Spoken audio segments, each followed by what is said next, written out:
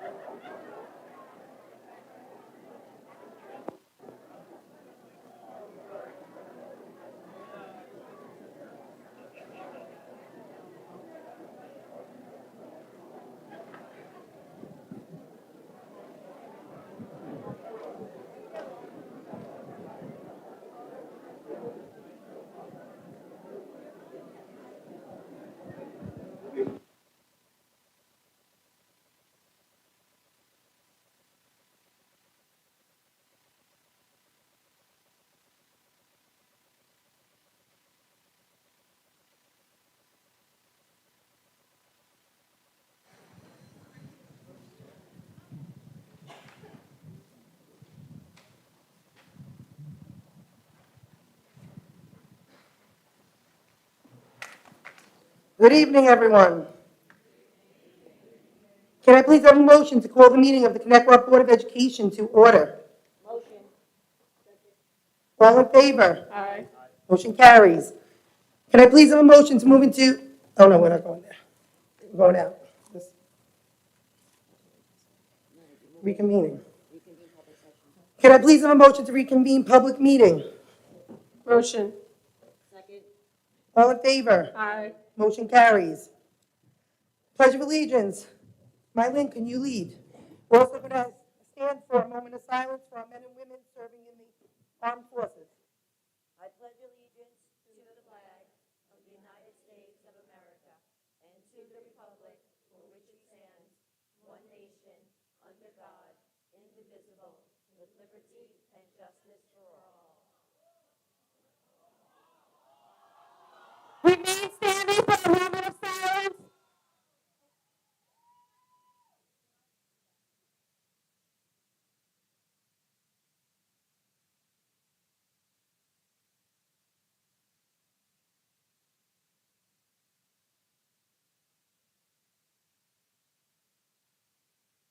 Thank you. Apologize for that. Will the district clerk please call the roll? Mrs. Kennedy? Mr. Murphy? Mrs. Mallon? Present. Mrs. Augulus? Present. Dr. Adams? Present. Mrs. Napolitano-Furno? Present. Mr. Sheehan? Mrs. Hutchinson? Mr. Hauser? Present. Mrs. Poppy? Present. And myself, the district clerk.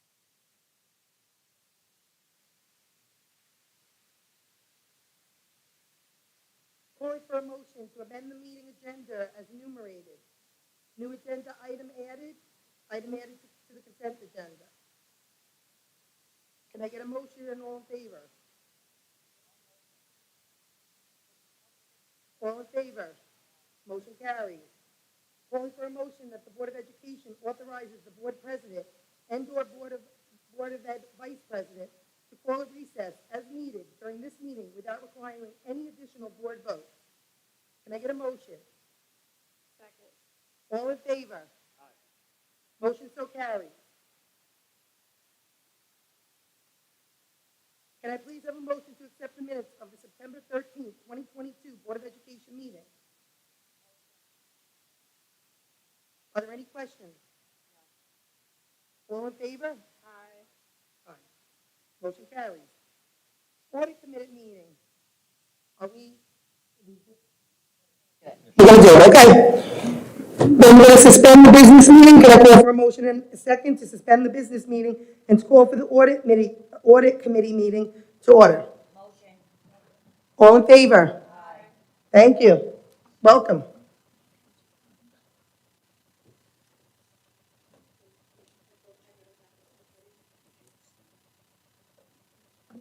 Welcome, Jill. Thank you for being here.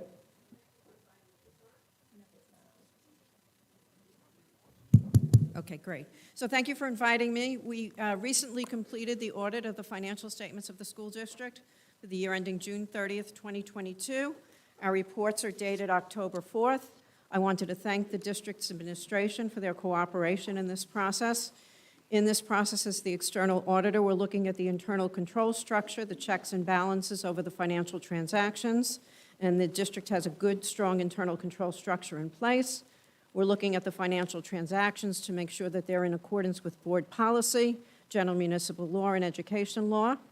And we found that those were all of those were in compliance also. Our financial statement shows that the school district is in good financial condition. You finished the year favorably, in part because of all of the additional COVID funding that this district and many districts received on Long Island. In addition to the financial statement report, we've issued a communication to the board with the audit adjustments that we proposed. In that report, you will note that there were no difficulties encountered in the audit. We also indicated that this was the year for implementing GASB 87. That's reporting of leases. And so you'll see throughout the financial statement a discussion of including leases that the school district will have for equipment that they are leasing under various agreements that are in place. We've also included an extra classroom activity report. Even though these transactions are not under the business office or the administration, the State Education Department wants us to audit the transactions to make sure that they are in compliance with what State Education Department is looking for in accordance with the internal control structure, and those were in compliance. We issued also a extra classroom activity report on the cash basis, which referenced each of the individual transactions that had been included for each of the various clubs and activities. The central treasurers maintain these records, and within the records, there's a discrete accounting for each club and activity. We've also issued what's known as a management letter, and a management letter is suggestions in operational controls. There were no significant deficiencies or material weaknesses, so these are some suggestions in evaluating certain processes that the district has in place. And so overall, I think my report this evening is a good report, and I thank the administration and the Board of Education. Thank you very much. Thank you.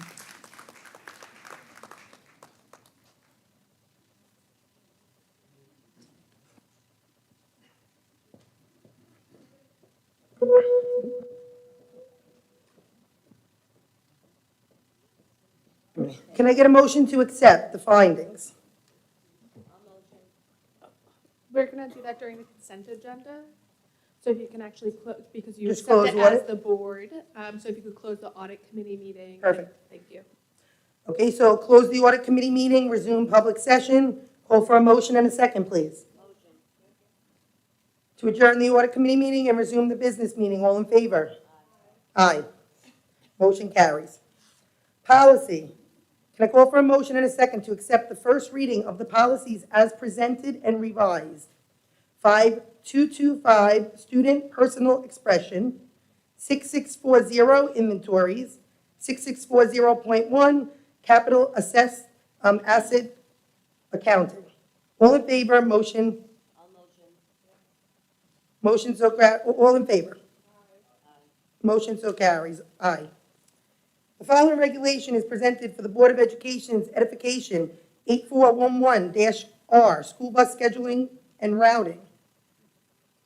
Discussion items. Student government report. Do we have somebody here from the student government that would like to speak? Okay. Board of Ed topics. We had Whitson's. That presentation was postponed to the next meeting. Right, is it the next one? Okay, postponed until October 25th to go over our lunch. What I will say during discussion is that myself and the other board members did visit Connecticut High School, RMS, and OBMS, and we did do food tastings, and it was very nice to see all the kids in the lunchroom enjoying the lunch, and it'll be very nice to see what other options we can look into at the next meeting. Does anybody have anything else they want to share? Okay.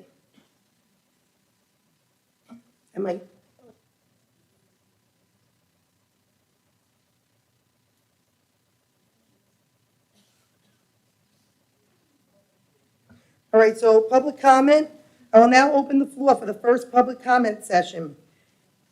This public comment period is only for consent agenda items. An additional public comment period will be held later in the meeting where you can speak of everything. Please raise your hand if you have a question or comment on a consent agenda item. If no one raises their hand, I will be continuing on with the meeting. Any questions in regards to the agenda? Okay.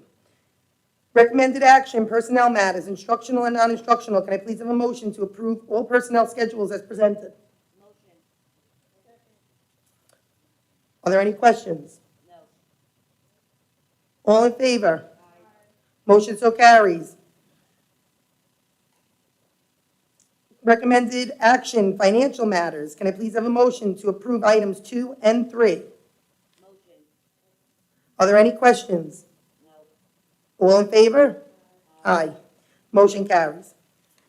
Consent agenda. Can I please have a motion to approve as amended items 2 through 22? Second. Are there any questions? No. All in favor? Aye. Aye. Motion so carries.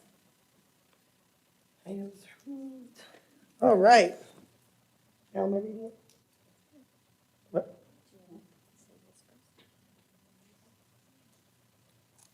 This and then this. Okay. Motion for the Board of Education to move into, no, this is for executive. That's not the, I apologize.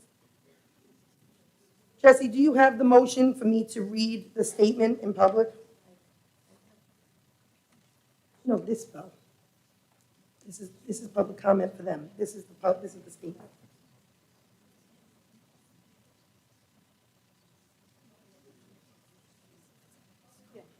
All right, I would just like to read a statement from the district before we proceed with our meeting. The district would like to address a matter that has been garnering media attention in recent days, as we would like to correct the miscalculated rush to judgment that is being rumored to have occurred at Connecticut High School. Earlier this year, several students reported feeling uncomfortable about a flag that was being displayed on the wall in a particular classroom directly adjacent to the American flag. This flag, which was at least twice the size of the American flag on display, was the Progress Pride flag. The reference to the size of the flag is merely being provided in order to give a visual reference to its placement in the classroom. As our school district strives to provide a safe and supportive learning environment for all, this matter was immediately looked into. The district brought the students' concerns to the attention of the teacher and began discussing several ways to maintain the feeling that this classroom is a welcoming space for all, while being sensitive to the concerns raised by the students. The district asked the teacher in this classroom to temporarily remove the Progress Pride flag during classroom time and returning it to display when the GSA Club meetings occurred in the space after school. I must stress, I think it's now is a good time for me to let them, if there is an issue in the audience where we cannot keep our decorum at a respectful level, we will take a recess, and that will unfortunately limit who gets to speak tonight. Okay, that's going to be the issue. We are all here tonight to hear anything you guys have to say. But if you would like to, for us to show respect while you're speaking, I would like you to show the same respect to myself.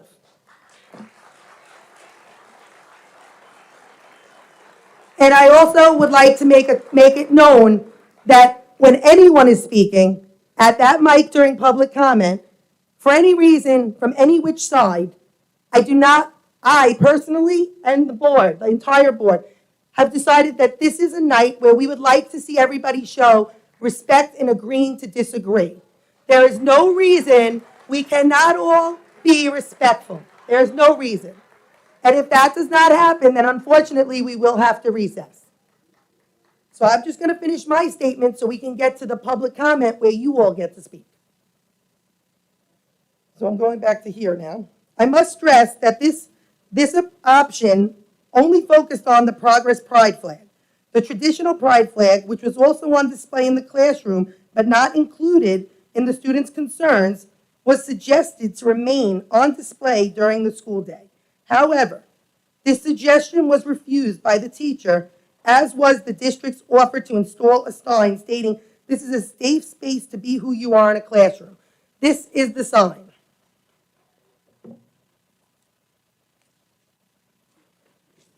It was only then, having exhausted all of these alternatives and being left without further recourse, the district informed staff that only the American flag, New York State flag, and curriculum-based flags were permitted to be displayed in classrooms.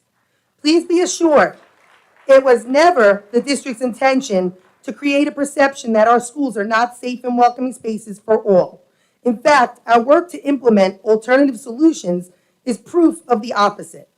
Our district is committed to working together to sustain a school environment that is respectful of all individual personal beliefs and remains supportive of concerns of the school community, especially the students we are here to educate and to protect.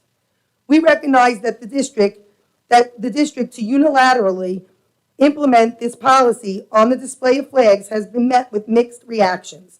It is our hope that tonight you understand that it was not made lightly, not without full consideration of all involved, and not with malice intention. Each of our children deserve a school where they are safe, comfortable, and respected, regardless of what race, gender, religion, sexual orientation, or political affiliation they espouse to. And we look forward to continuing to support one another as such.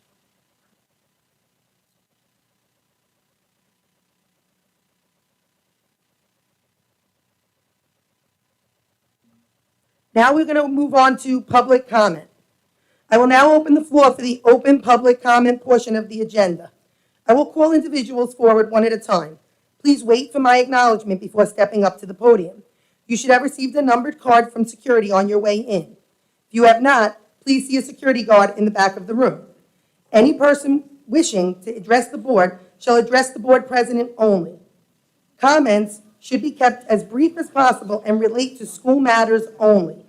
Each person will be limited to 3 minutes for one or more topics. The microphone will be muted when your 3 minutes is up. Individual employees, parents, or children should not be identified by name, title, position, grade, or building. If members of the audience speak out of turn, the board may consider a recess until order is restored. I would like to call number 1 to the microphone, please.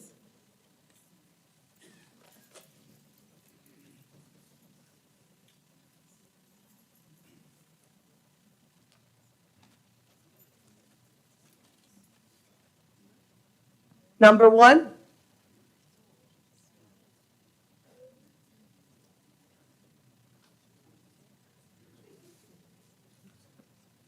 Okay, I'm moving on to number 2. Is there a number 2?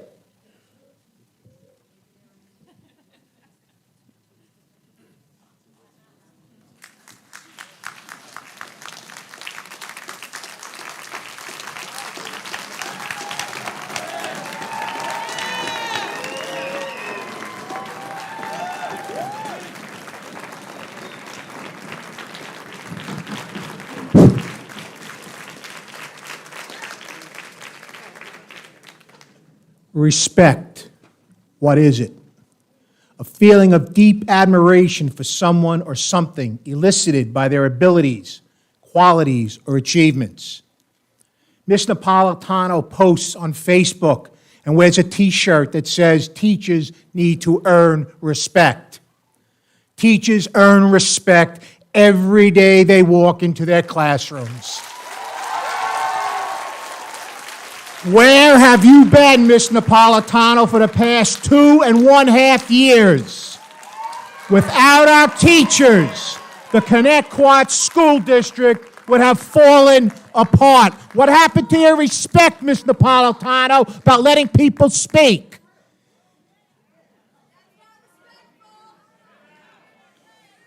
We are here tonight not only to show our unity and, yes, demand, Ms. Napolitano, respect and for a fair and equitable contract.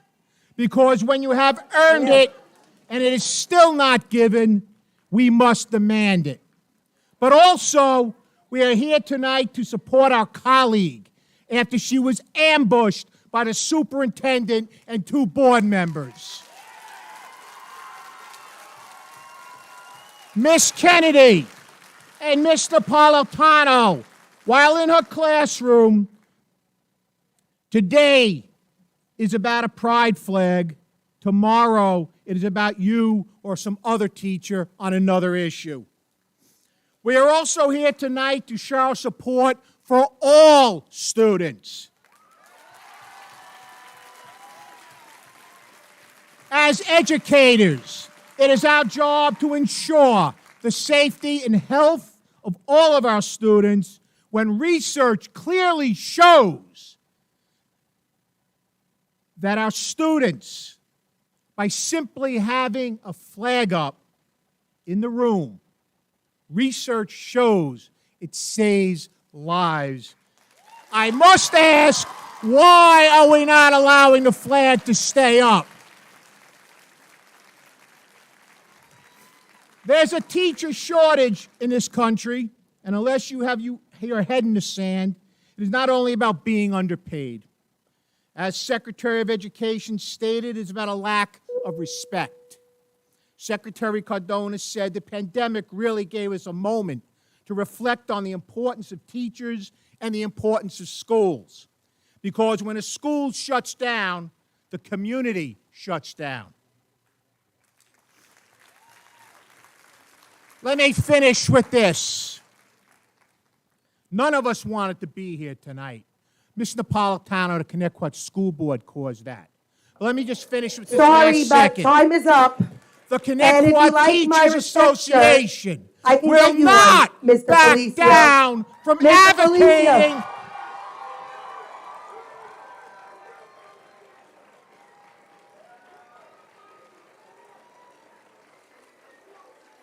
So, time is up, Mr. Felicio. Time is up.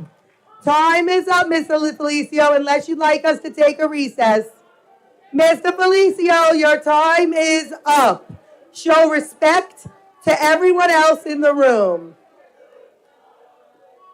Show respect to everyone else in the room. Your 3 minutes is up. Your 3 minutes is up. And no worries. Watch this.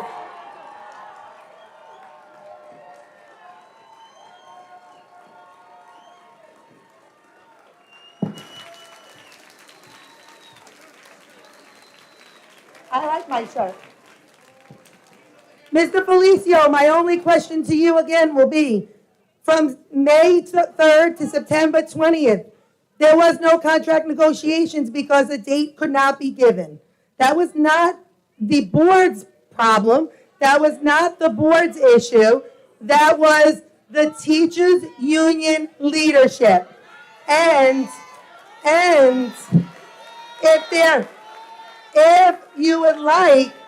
if you like my shirt so much and you like trolling me on social media, I can gladly make you one of my shirts where I think respect is earned, not demanded. Not demanded.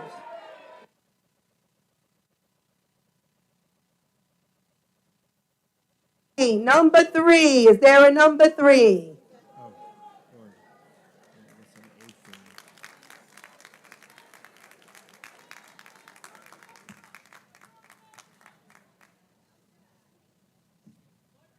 Good evening, Connecticut Board of Education, administration, parents and teachers, moms and dads. I usually come to these Board of Ed meetings and I talk a lot about critical race theory and how it's infiltrating our district through various ways, such as through the curriculum, through things Excuse like me. grade pop. Hold on. Shut the Excuse timer, me. please. Stop the time. And please go back another 10 seconds. Thank you, Mr. Halpern. Because this is what I had said.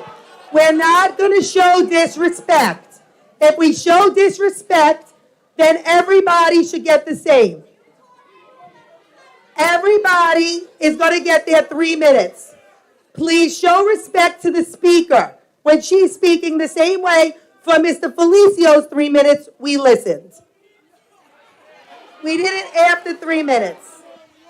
How it's usually infiltrating our district through various means such as curriculum with Brain Pop, or perhaps the Teacher Center through the professional development courses, or even the latest mental health initiative, otherwise known as social emotional learning. But you know what? I never addressed the actual results of what could happen with critical race theory. I tell you, it's easier than Common Core math to understand. Teaching divisive curriculum or curriculum through a divisive lens yields an audience full of divided adults, okay? Because that's what we have here right now. And our indoctrination, our generation started basically in college. Imagine starting that in kindergarten.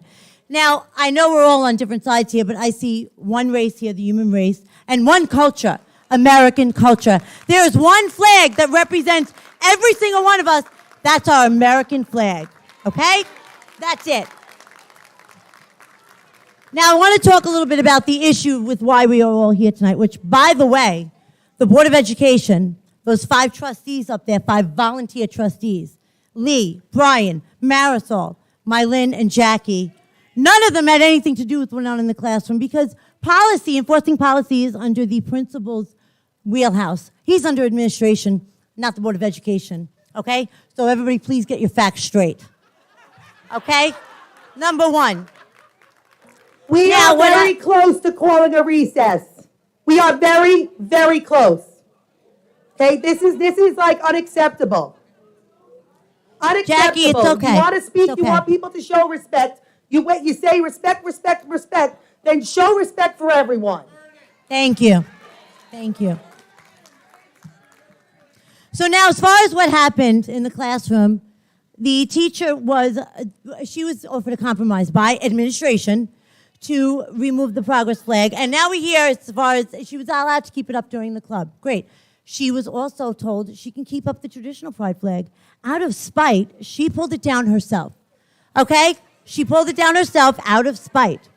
So it looks like administration actually supports the LGBT community, but the teacher does not. Her politics and her agenda are above that, number one.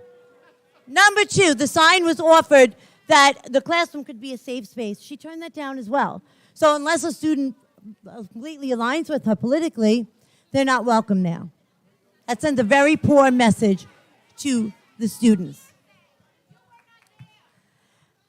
Now, I would like to make a suggestion, which I'm sure you'll all laugh at, but it's okay. Why don't you stop allowing these failing organizations to use Connecticut School District I believe we're as better. charity? Excuse me. Done. Want to call recess? So, I apologize, Mrs. DiLorenzo. Unfortunately, people want us to take a recess. So That's I fine. think we're going to take a 20-minute recess You got it. if this is how people are going to act.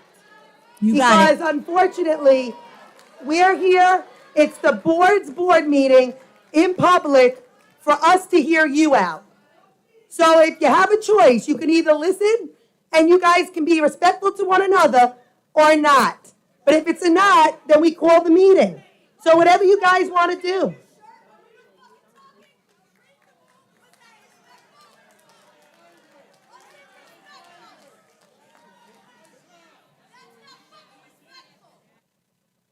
Okay, I would like to call a 20-minute recess. You want to do 20 or you want to do 10? 10? 10-minute recess. I hope when we return, everybody knows how to sit in their seat and show respect.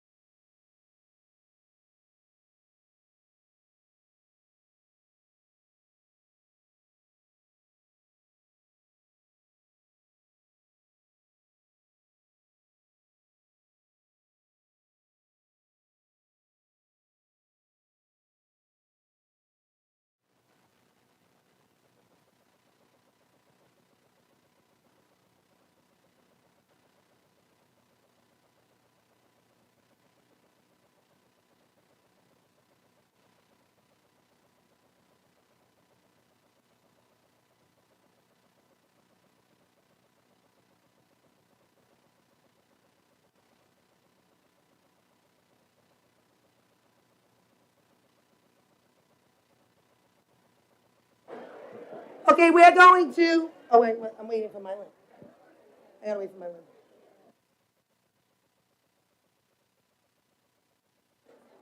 So we're gonna be returning from recess for those who would like to speak. After careful consideration, we've decided that if everyone can stay calm, quiet, and allow other people to speak, so we have people that are able to, from all sides, to be able to talk tonight, that would be wonderful.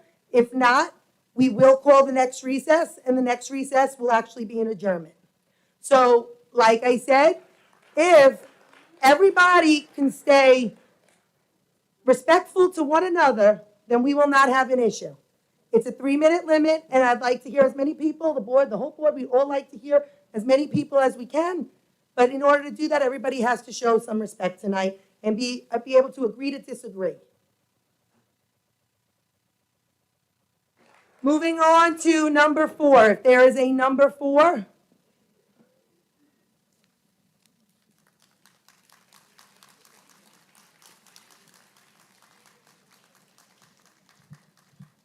Hi, is it working? Yep. Oh, they told me I was number 4. Yep. Let me see. These are the questions for the consent agenda. Oh, the security, that's what they gave me to speak. I'm going to be 1 minute. That is it. That is it. I'm sorry, but we have to go in order, sir. All So right, we're going to have to go in order. But we will go in order, and you'll probably need another break because Governor Hochul just called for an investigation of the Unfortunately- Connecticut School District. Can you, Jesse, close the mic, please? And not only I that, would like the mic to but be I am closed, coming please. up, and because you violated... Obviously, we cannot have somebody speaking here who doesn't understand what the number 4 is. The number 4. Number 4. Ma'am, you're up. Number 4. What?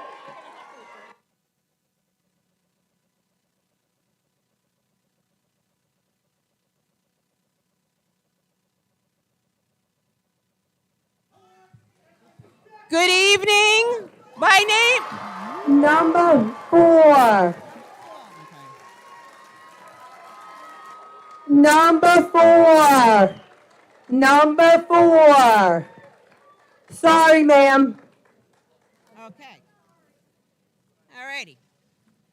This is going to be a little off topic, but this is our town board meeting, so there are issues that goes on within the district that I would like to discuss. Can you just speak into the mic so we can all hear you? I'm sorry. Sure. Good evening. My name is Christine, and I am the parent of a high school student and a member of this community. There are a few situations that I would like to discuss. The first situation is that my son has been told he cannot wear a hat or hoodie in school. So if my son is cold, he can't put up his hoodie. That's not allowed. But there are students that can wear cat ears, dog ears, collars, leashes, and tails, and that's okay. My son has been walking in the hallway and has been barked and growled at in his face. That is not acceptable, and it feels very threatening. Hold on a second, ma'am. I really don't understand. For people who talk so highly about respect, obviously this audience can't give respect to a speaker. I don't really understand it. Aren't we all adults in the room? Don't we all love and accept all? Don't we all want to be respected? Then I think we should give respect. All righty. Please put the clock back. Every person in this room, every person, has a right to be heard. You don't want to be heckled, and you don't want to be spoken over. But so you'll be upset when it's you. But when it's someone else, you don't give the same respect. You don't have to like what someone else is saying. You don't have to agree with it. But you do have to be a little bit more respectful to people. Thank you.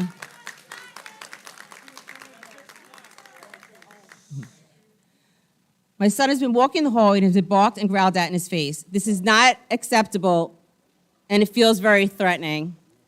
Something needs to be done to fix this issue. What is to say that these kids that identify as furries will not take things to the next level?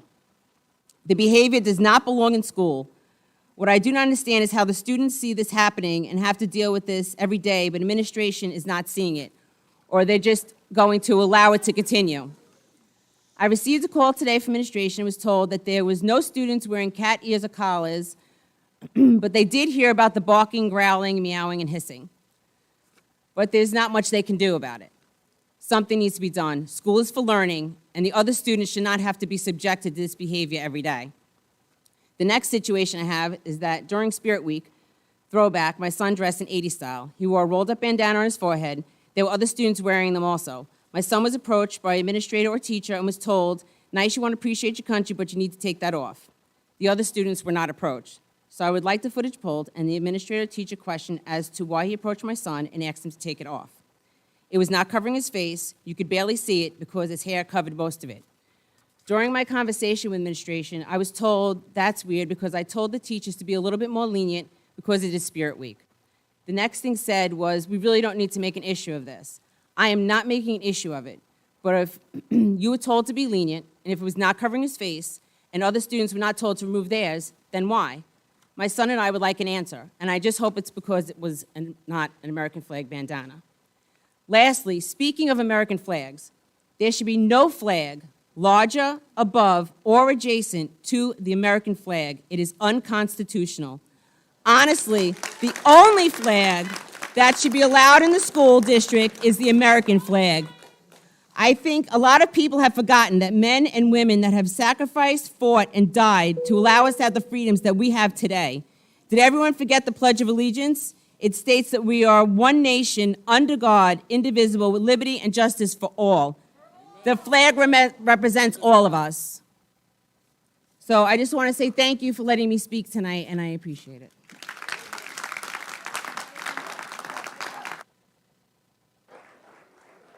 Thank you. Number 5.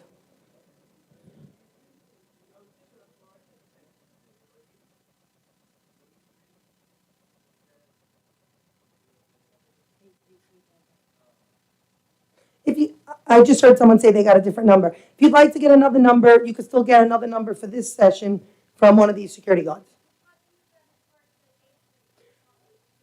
No, I understand. I'm saying if he'd like to speak, though, he can speak. He can get one of the security guards to give him a number so that he's still able to speak during this session.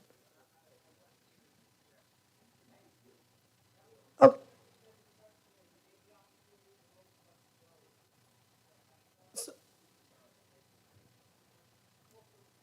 Okay, number 5. Can you speak into the mic, please? I have some questions. Quickly, when everybody wants to talk about human rights and rights for all, what kind of classroom did this situation take place in? We can't speak to that. Can I speak to that? Free speech? There are children that are protected by special education laws, and our children struggle to understand their way. I'm going to ask you not to discuss the specific classroom, Can I discuss children? You can discuss children in general. We ask you not to discuss the particular classroom. Okay. Okay? So Thank you. children of special needs struggle to function in society as it is every single day, not knowing what is typical and atypical without it being explained to them. And so when everybody talks about human rights and rights for all, you have to also realize the eyes of the beholder and how things may seem.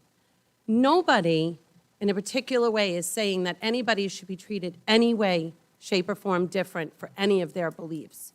But just because one way might feel right to one person might not be right and what's best for the other person. So my question is, was there any sort of compromise or discussion of how best to go about this? And what would be best for every party involved, and not just the loudest and the ones that think everything should just be accepted because? It might be funny, but as a special education parent, it's not funny. It's not funny. And everybody matters in this. Yeah, I know. And what about them that are now have nothing in their classroom? Yeah, what about them? They could have a pride flag too. But the pride flag wasn't taken down. No conversation in the audience, please. This was also asked. Everyone has their turn to speak. So to go back without the heckling, was there ever a compromise discussed on how to help both sides in this situation without discussing? This was addressed in the letter that was sent out by the superintendent, as well as the statement that I have made tonight on behalf of the district, and that will also be being posted so everybody can reread it again. So to clarify, before I run out of time, the way I read the letter was that there was no compromise, and in layman's terms, somebody just stuck their staff in a hill, and this is where I stand. And nobody else was considered how it impacts their learning environment. Am I correct? We can't answer questions tonight, unfortunately, because we have a public comment session that we're having very strict 3 minutes. Okay. And we're trying not to get into the back and forth because technically that's not what we're supposed to be doing. Okay. We've done that in the past. But if you would like to address a question to the superintendent, she is keeping notes. I'm right next to her and I'm seeing it. Perfect. And she will definitely get back to you if you want to leave your Perfect. information. I mean, you have her information. She has your information, so she will be able to get back to you. Thank you for understanding.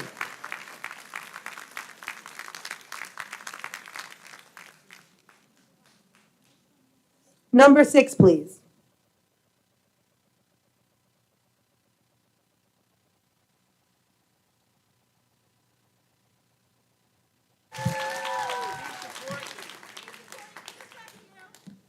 Hi, my name is Marissa Freeman, and I'm a senior at Connecticut High School.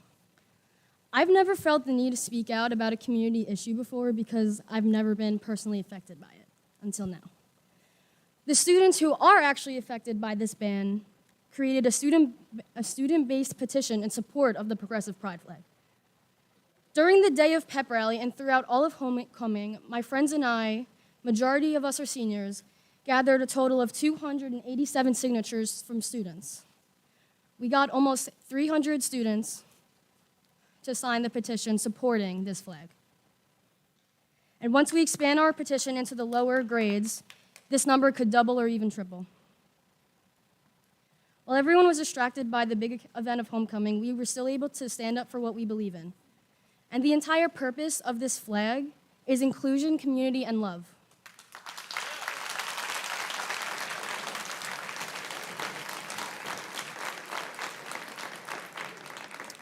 And this ban is extremely hurtful. Even walking, thank you for the comments. Even walking into this meeting, my friends and I, while holding progressive pride flags, struggled to grab speaking cards to speak on these topics that we are personally affected by.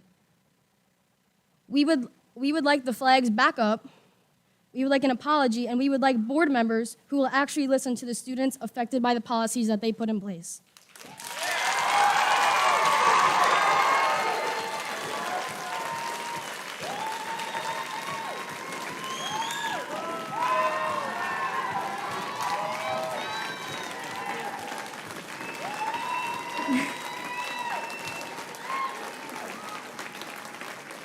Thank you.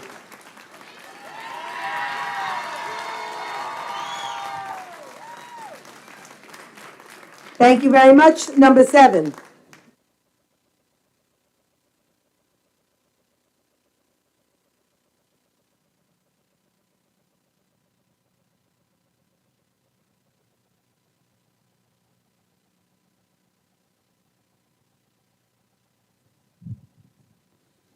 All right, can you hear?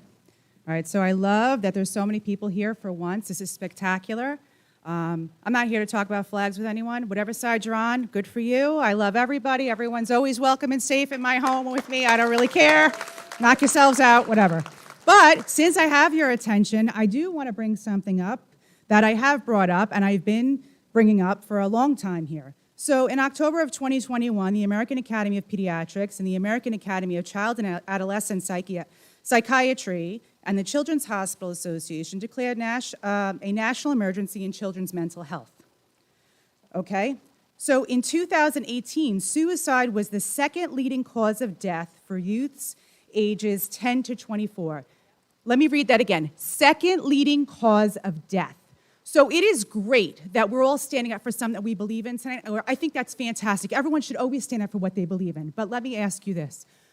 It's great we're saying all this, but we're what we do. We're not what we say. So what are we doing? We're not doing anything right now. We're yelling about it. We need to come together. These are what we should be doing. We need to come together. We need to figure out a plan. We need to figure out how to work together because you know what? These are everybody's children. Regardless of how you feel about anything on earth, this is someone's child. There have been children in our school that we've lost to this, and I've watched how it was handled, and I'm not going to lie, it was handled terribly in this district. And I've been very vocal about it. And I make no apologies for that because no parent, no family, no child, nobody should ever feel like that, ever. You should never feel like there's nobody. So with that, I reached out to Minerva Perez. She's the executive director of OLA, and she started Youth Connect. It's a mental health support team crisis. They supply team crisis counselors 24/7. It is a completely anonymous crisis service. Bridgehampton and East Hampton currently has it. It's also bilingual as well, and it's fantastic. I'm waiting to hear back from her, and I'm going to contact the school districts as well. It's just starting out in a couple of different school districts at this time, and hopefully it'll be something that we could bring here or something similar that might be another tool to help our children. We need to help our kids, we need to help our families, and I really hope that more of you come and realize at the end of the day, regardless of what side you're on, we're here for the children. That is our goal, and that needs to continually be our goal. And as far as, and I am going to address this, I understand everyone has an issue. I am sorry, but when the teachers line up wearing their t-shirts that say respect every single day, it makes the children feel like they are entering a place that is not nice. Because the kids are the ones that are seeing those shirts, not anybody who is going to help them with their cause. The children need to come into a loving environment. So please come to the meetings, come help, and do the good things for the kids.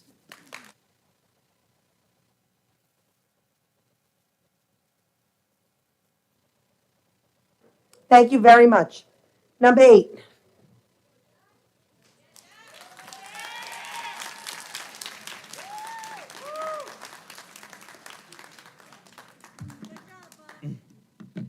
Hello. I am Jack, and I'm a senior at Connecticut. I'm at a loss for words with the school district, as I have been for a while. After hearing so much insanity, I could not stay quiet. First of all, I am not political. My friends are not political. I cannot believe that this Board of Education has been able to take such a non-controversial topic and make it controversial just for the sport of it. For some reason, the older flag is okay to be hung up, and yet the new flag that only added a space for people of color, the trans community, and a stripe to remember the people who died from AIDS is not. Where is the controversy? This school district has become a cesspool, and a lot of these hates and lies stem from Facebook. The fact that our board members seem to fuel these lies in the name of making sure everyone is comfortable is insane. I have gone, right now on Facebook, there are people claiming that there are students that identify as cats and dogs and are trying to bark and relieve themselves in the hallway.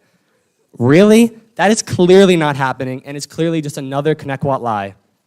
I have gone to the school for a very long time, and I can promise you, no one has ever believed that they are an animal. Good God.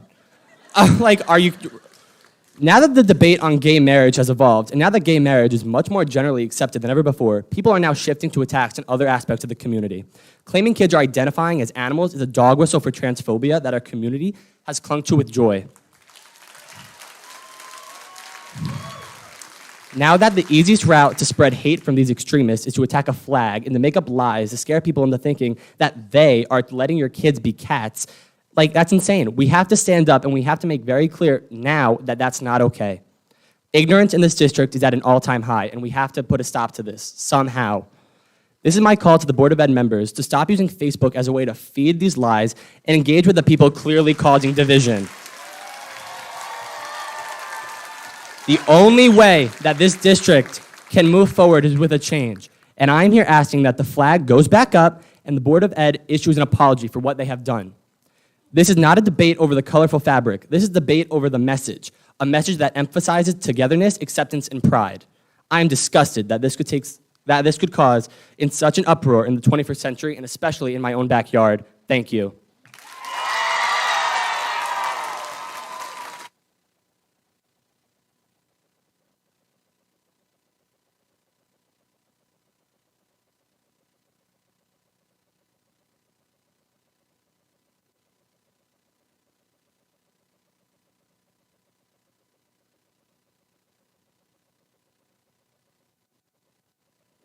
Number 9, please.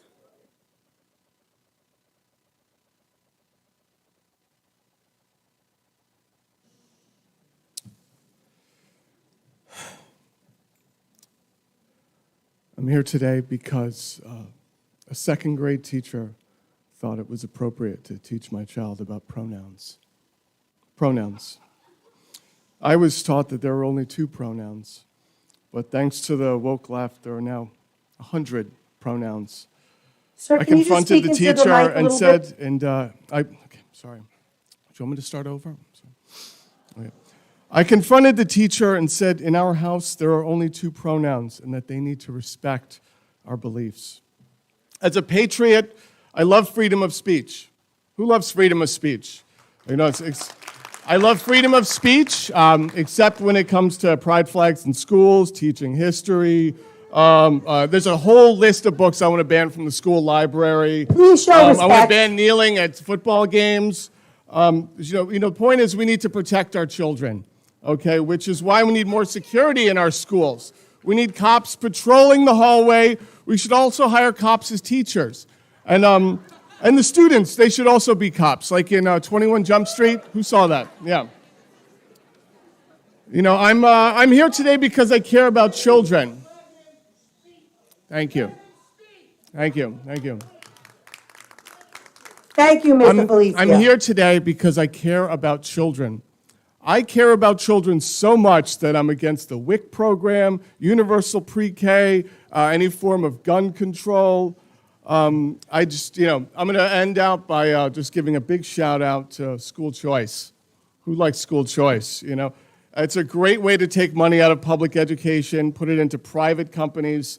It worked so well with private prisons, and just can't wait to put it, into the public school system. So, I just can't wait to take, we need to, get back to the fundamentals.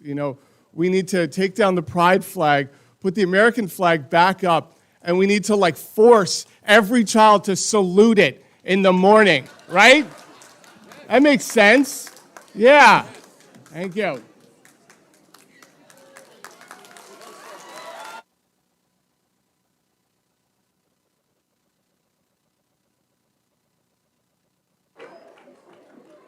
Number 10, please. Number 10.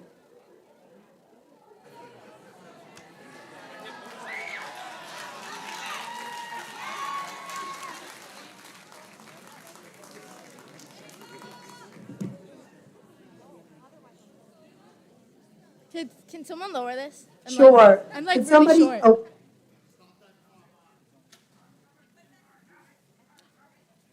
You're my hero. Thank you. I'm high maintenance. Thank you. I don't care.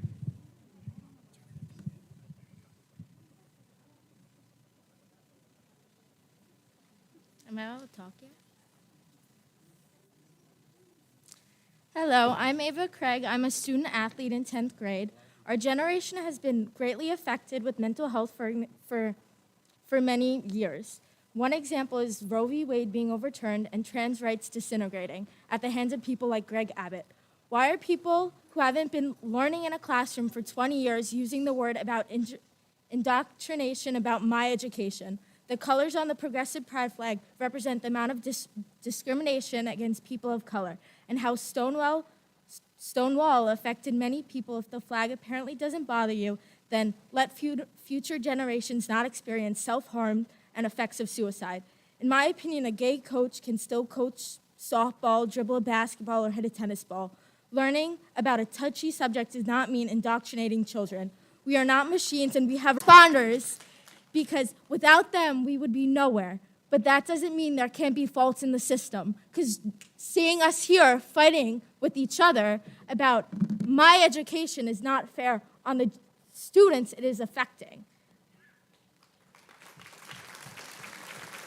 And I don't want to see another person, let alone another queer kid, commit suicide, because that affects us all.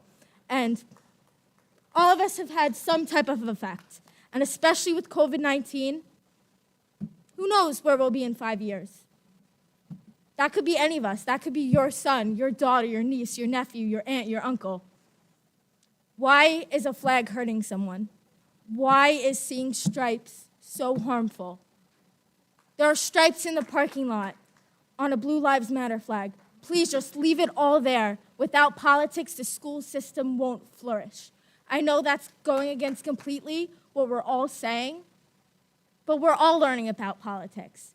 Social studies, that's about politics. It's everyone's opinion, especially America's. Everyone has their opinion. It's in every textbook in every country.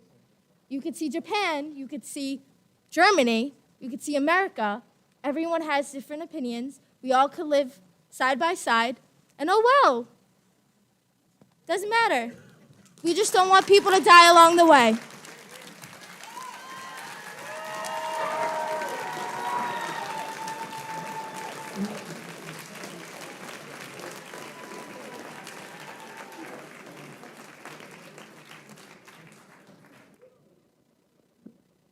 Thank you very much. Number 11.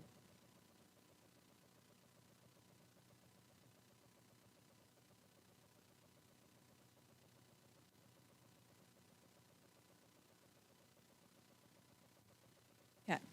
So first off, I want to say thank you for giving me some of your time. You likely don't know me, but I'm a junior at the high school. I like to think that I know my peers, or at least I pay attention to how as a group we are feeling. I don't pretend to speak for everyone, but I at least can speak for the people I know. Understand that the top priority for the school board has been to help kids with their mental health. I'm here to tell you that one of the worst things that you could do for our collective mental health was taking down a progressive pride flag. Here's why.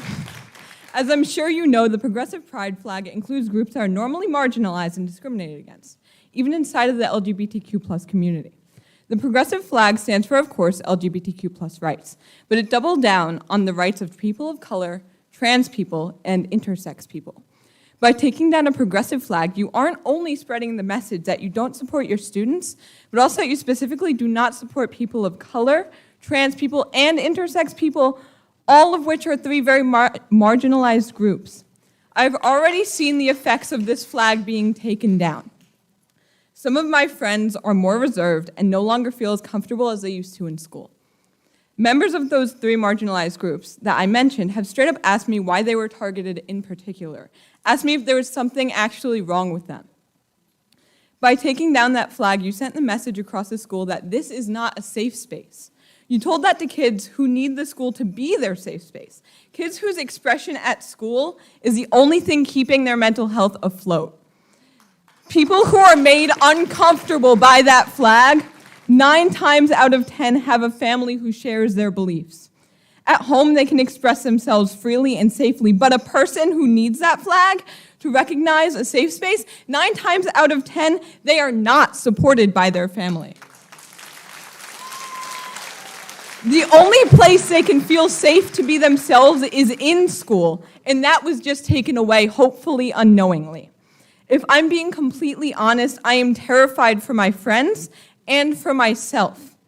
This could become a mental health crisis, and yet the only things the adults we turn to care about is their politics.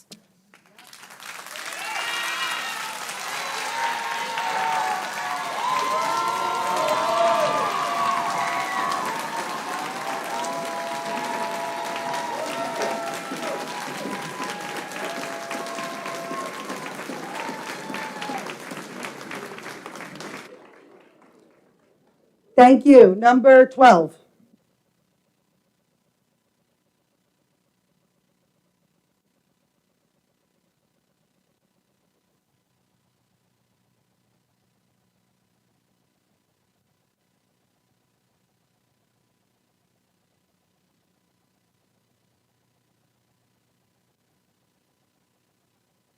Oh, hello. All right. Good evening. My name is Adam Steinfelder.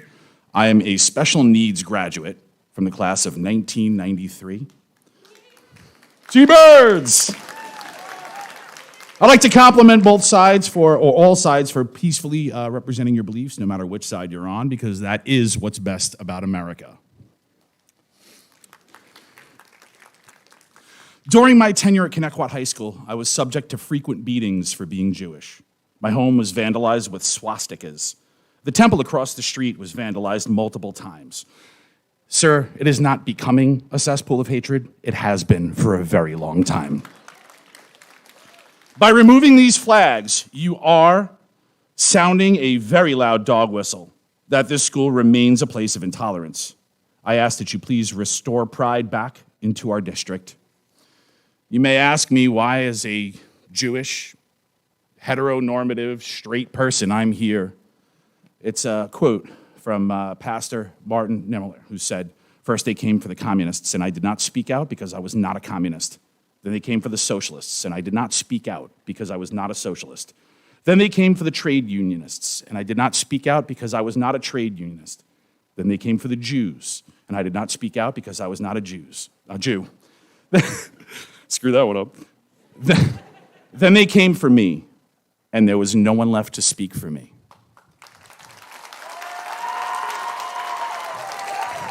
I speak for all of you.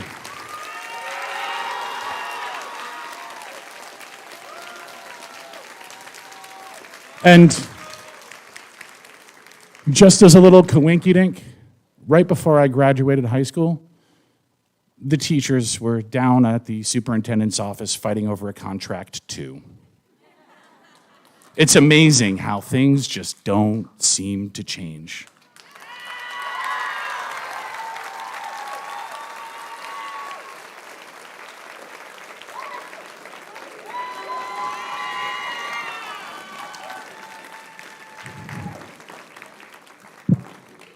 I'll remain the remainder of my time.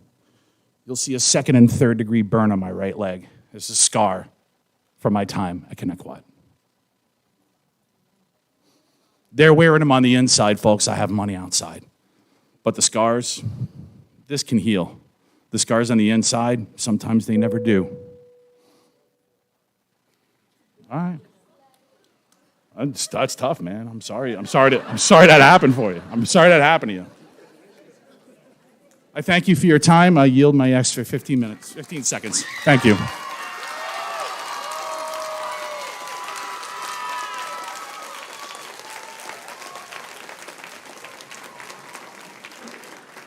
Thank you. Number 13.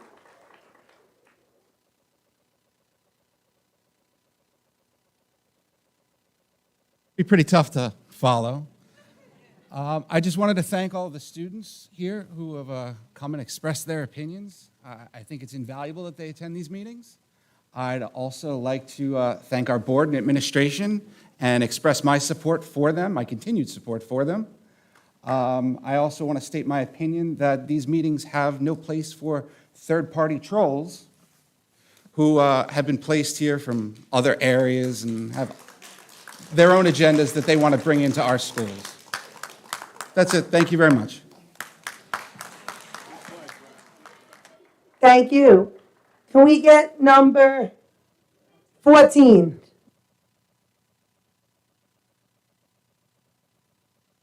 Is there a number 14? Anybody with the card 14? Going once.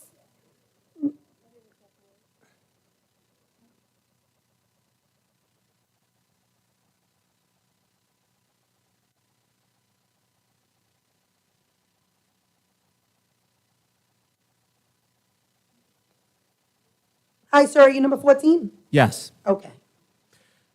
Greetings, Board President. My name is Eric Lawrenson, and I come here in love and peace, not only as a concerned constituent of this school district and community, but also as a fellow Connecticuter, proud graduate of the class of 2015, when things were normal.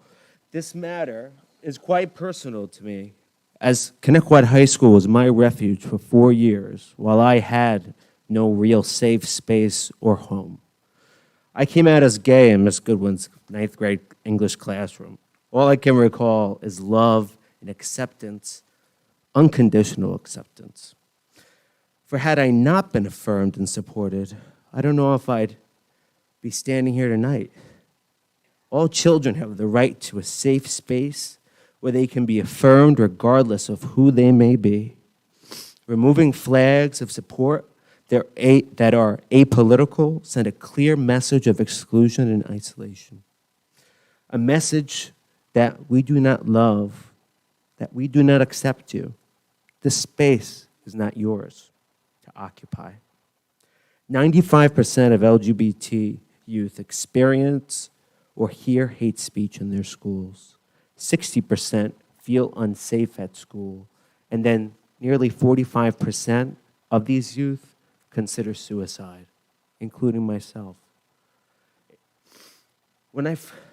Regardless of explanations of this specific incident, removing a sign of unconditional love is unacceptable in a school where we need safe spaces.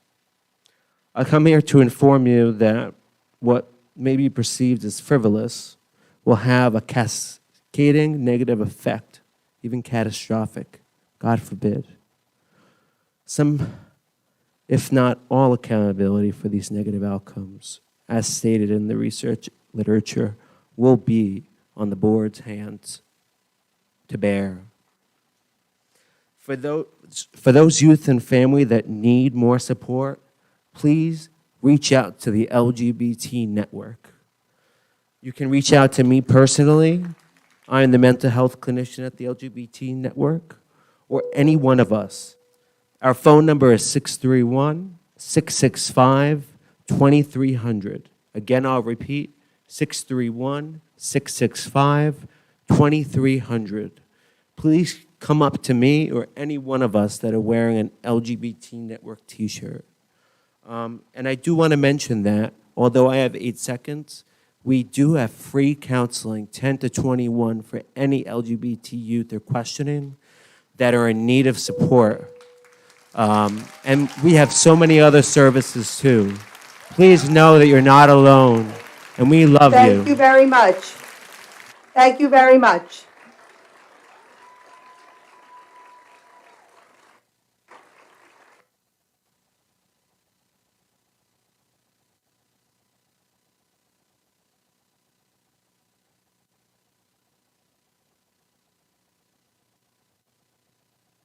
Thank you. Number 15. I just want to say that the previous speaker was not number 14, so I'm not certain if anything he says holds any water at this point. I'm number 14.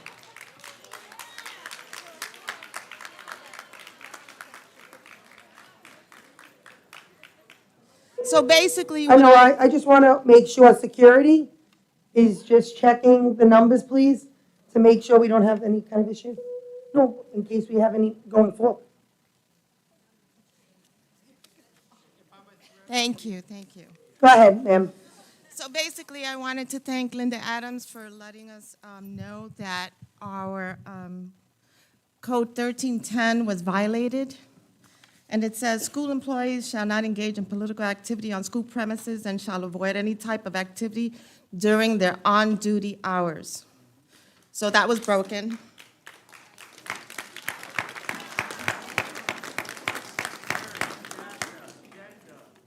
Heckling can stop, please.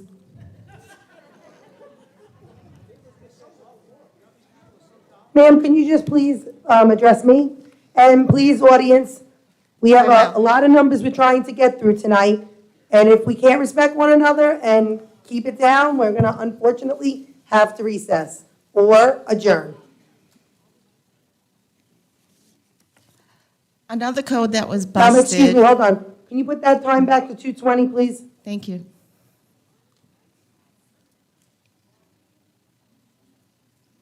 Another code that was busted was 410. The section of all district materials shall be made by the appropriate certified instructional personnel under the coordination of the Assistant Superintendent for Instruction, who shall recommend such materials to the Superintendent of Schools for submission to the board for its approval.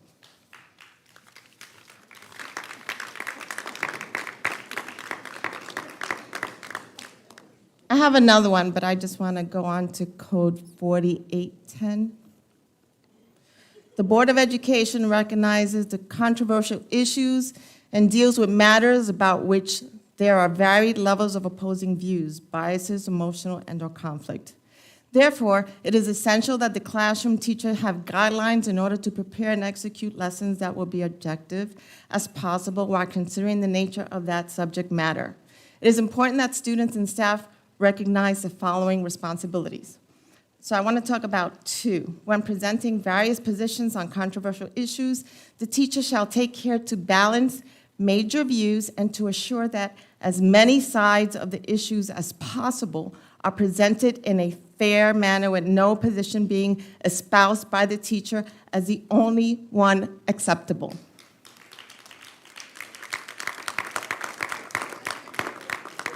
When materials dealing with controversial topics are to be used, assigned, or recommended, such materials must balance the major views and provide as many sides of the issue as possible in a fair manner with no position presented as the only one acceptable.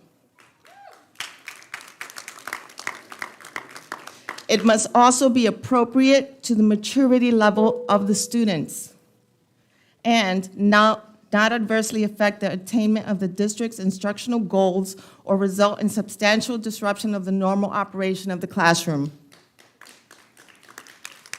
And lastly, prior to presenting the materials on such an issue, the classroom teachers shall present the materials to the department chair for prior approval. Thank you. Thank you very much. Number 15. Please have your card to show security.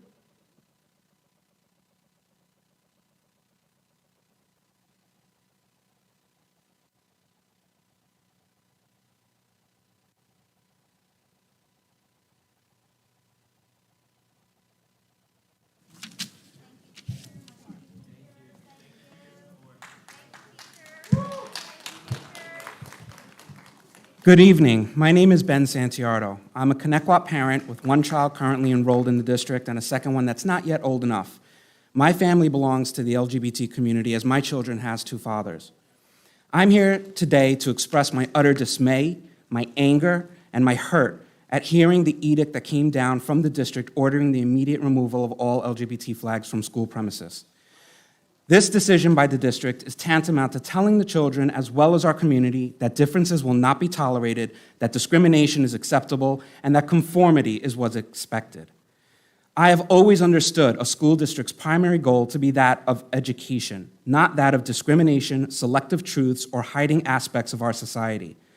So I'm at a loss as to how, when this alleged complaint came forth claiming that there were feelings of being uncomfortable in a classroom with these flags, that this was not immediately used as a teaching moment to explain what these flags actually represent, which is that of equality, tolerance, and inclusion for all, a symbol of safety for whatever thoughts or feelings one may have about their own self-identity. What I want this board to understand and realize is the damage that you have already inflicted on our children. Seeing these flags and symbols being ripped down shows our children that a small handful of intolerant or otherwise misguided individuals have the power to encourage this school district to silence and disavow them. Has this board not learned from similar actions recently taken by a neighboring district in Smithtown and the backlash that followed along with the quick reversal of their decision? Why would our board elect to attempt to follow those discriminatory footsteps here? This has already publicly cast a harsh light on how our district handles diversity. The flags in question are needed in this day and age because intolerant individuals exist in our society that continue to bully and marginalize minority groups. Children are at their most vulnerable during their adolescent development and as they go through a great deal of emotional growth and change. Acceptance and tolerance goes a long way in cementing their personal development, and removing these flags and symbols has a huge negative impact on them and can have a lasting impact on their lives for years to come. When they are most in need of symbols, knowledge, and feelings of safety, to know that their own thoughts and feelings of their own self are valid, Ripping away these symbols of equality, inclusion, and tolerance sends the message that being different is not acceptable. Growing up, I had to live in a less tolerant world, where being gay was not talked about, where trepidation and fear followed me wherever I went, where every word I said and action I took needed to be thought through for fear of my secret getting out, the secret that I was capable of love just like anyone else, just slightly different. I cannot tell you how better off my childhood would have been had I seen flags on display letting me know that I was accepted and safe. To this very day, ingrained in me is a sense of relief and security whenever I walk around a neighborhood and see LGBT flags on display. I hope one day our society grows so that the term coming out holds no meaning because it won't be necessary, and that because we accept our fellow neighbors completely, that these flags can be retired and relegated to history books. But that day's not today, and the recent actions of this board only prolong that day. So I implore the board to reconsider and rescind. Thank you. Sorry, we have to move on to the next one.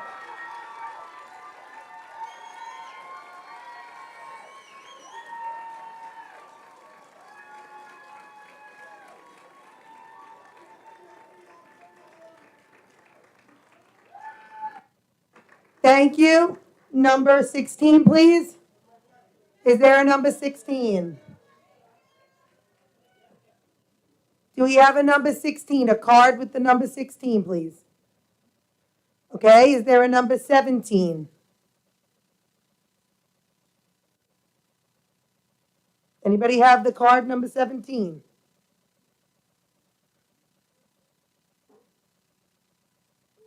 Number 18.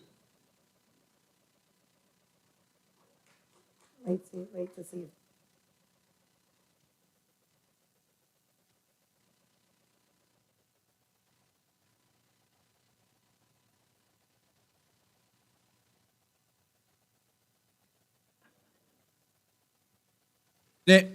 Good evening. Thank you for allowing me the opportunity to speak tonight. Before I start, I'd like to address number 14. Every damn word you said, everyone agrees with here. Thank you.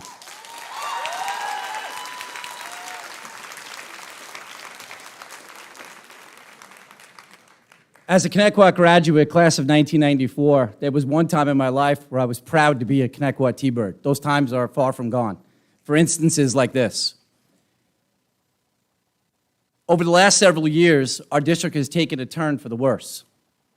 As a teacher who teaches social studies, and I congratulate every former student I had for being here and speaking up for yourselves tonight, I have to wonder, what's the threat?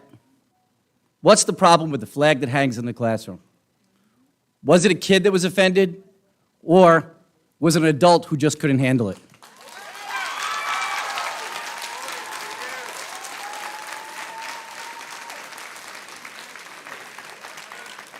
I'm not sure what people think goes on in classrooms, in particular social studies classroom, but we teach kids about social studies, about life, about equality, not about taking T-shirts off and making it all about you in one given night.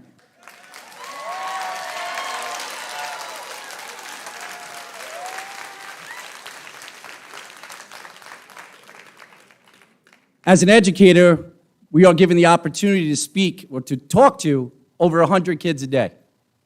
And you trust us to do our jobs. Someone asked earlier tonight, why are we wearing black shirts? Why do teachers wait outside their buildings with the word respect on the back? For nights like this.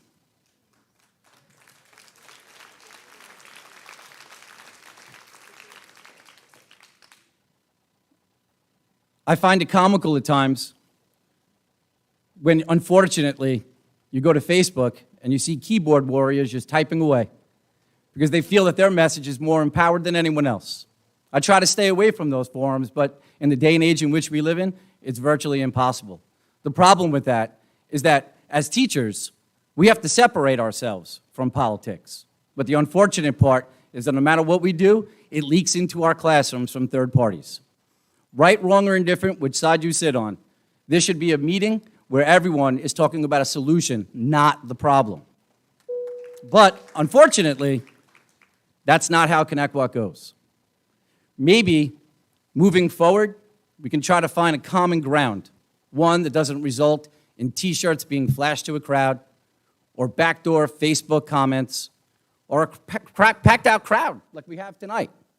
maybe if we had a little bit more civility, this could work out for everyone involved. I thank everyone for coming tonight because your message was loudly heard. So thank you for my time. I appreciate it.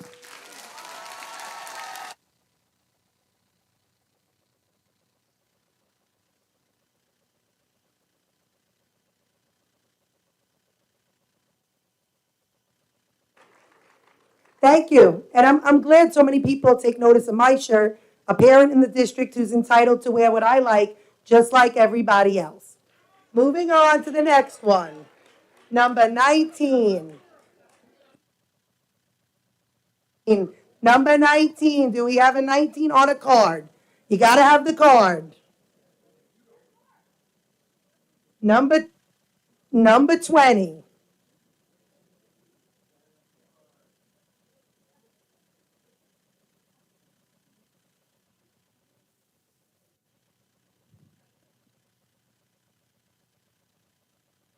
Is there a number 20? Moving on to number 21. Please, if you have the number, just raise your hand or so that I know. 22. 23.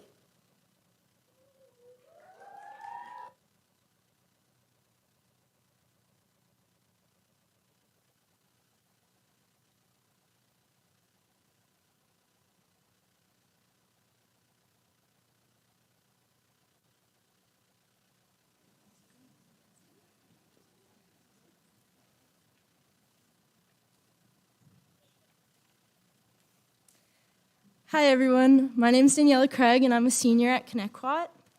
I've never spoken at a board meeting because I've never felt the need to in the past because nothing's ever really happened that affected me. But here I am because Thursday night everything changed, and now I feel affected. Pride flags have never been political, just a fact. I'd like to leave an open-ended question for everyone in here. What is now deemed political? Because I see a lot of things around the school that could definitely be taken in a political way.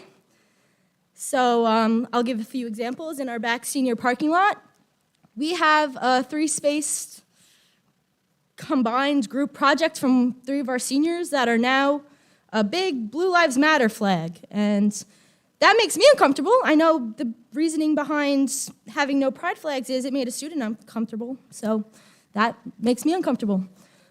As well as a MAGA parking spot. Like, that just, I'm sorry, but if one thing is political, it has to be everything. It can't just be one side. It has to be both sides. And that is called hypocrisy, and that is called ignorance from Facebook and misinformation. So, yeah. I mean, I can't really comprehend how something as simple as an inclusive flag can spark this kind of controversy. This is not meant to be anything but a way to let people in, to let people feel loved, to let people feel included in our community. Sorry. And I just wanted to go off of what my friends said. We did get in one day 300 people, students, that disagree with this ban. And I feel that really says something about our student body. And if you do your jobs like you're supposed to, you are supposed to take into account our student body and what we feel. And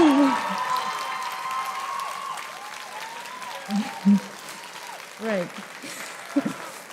Right. In one day, we got almost 300 signatures from upperclassmen. We're going to go to freshmen, we're going to go to sophomores, and we're going to go to juniors next. Because they have a voice, and we would like to use that.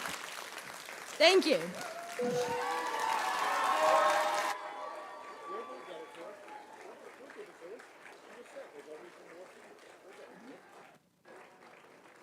Thank you. Number 24, please.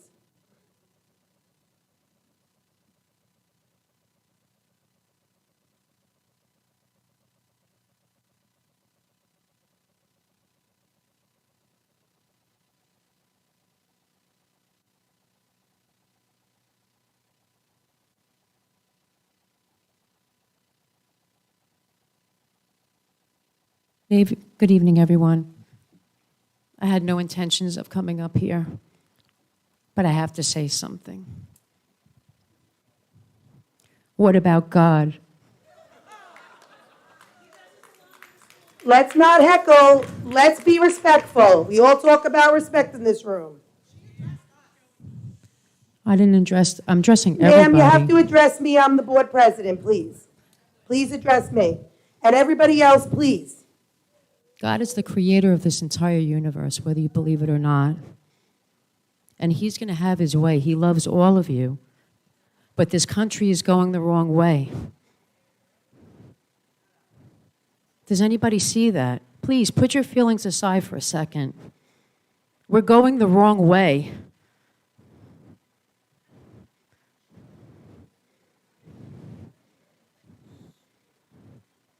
God is immutable. He can't change. His promises are in the Bible. He loves each and every one of you, but he hates sin. And we are sinning against him. We are sinning against him. Does that not sink in? Ma'am, please address me and the crowd. This country Next is about one is lawlessness. We're experiencing lawlessness. This is a spirit of Antichrist that's going on right here. And this got to stop. And God's going to have his way. Like I said, he loves each and every one of you. But he wants you to come to him. I don't care if you make fun of me. I'm proud that I'm a woman of God. He saved my soul. He called my name 2.5 years ago, and he's changed my life. And he can change yours too, if you receive him. And that's all I have to say. I love you all, and I wish everyone peace. Good night. Thank you. Number 25, please. Number 25. Thank you. Hi, my name is, I work for the district, and I'd like to address something that was said before in regards to negotiations. There were other units. We're actually all without a contract at this point. I did meet. I'm still waiting. I wish you had acted just as fast with my union as you did with this flag.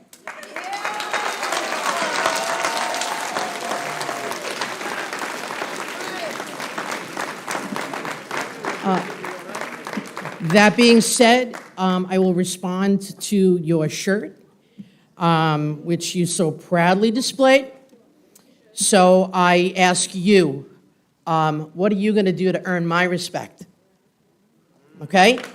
Because I was there when you all needed me, when everybody needed to be paid, when your district needed to run, when everybody was home. And what did I get? That. So you're worried about us being respectful? You showed no respect to anybody in my unit. But the men that are here recording you tonight, they barely saw their families. They made sure every teacher had a Chromebook and an iPad. And what did you do? What did you do? You didn't show any respect. So I ask you, Jackie, with your fan club here, what are you going to do to earn my respect? Because I'm done waiting. That's the line. The flag, and now your unions. You're standing in the way. So earn my respect. I'm waiting.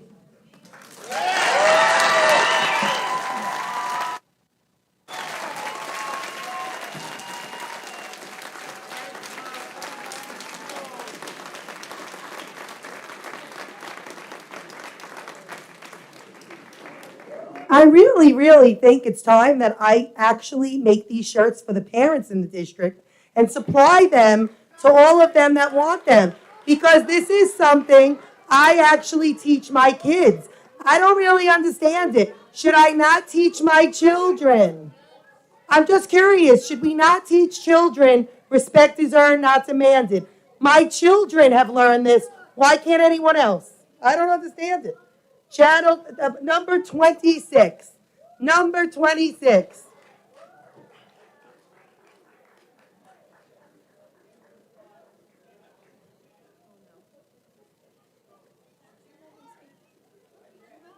Who's over there?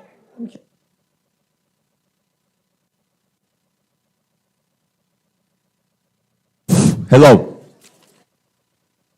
I'm sure almost all of you know I'm Jackie's dad. If you don't, here I am. Okay? What you don't know is growing up how much she fought for herself and for her friends and for people who were disenfranchised. Jackie went through the New York City. Hello. We can adjourn. We can adjourn or we can recess. Not because it's my father. Stop the clock. Start it over where it was.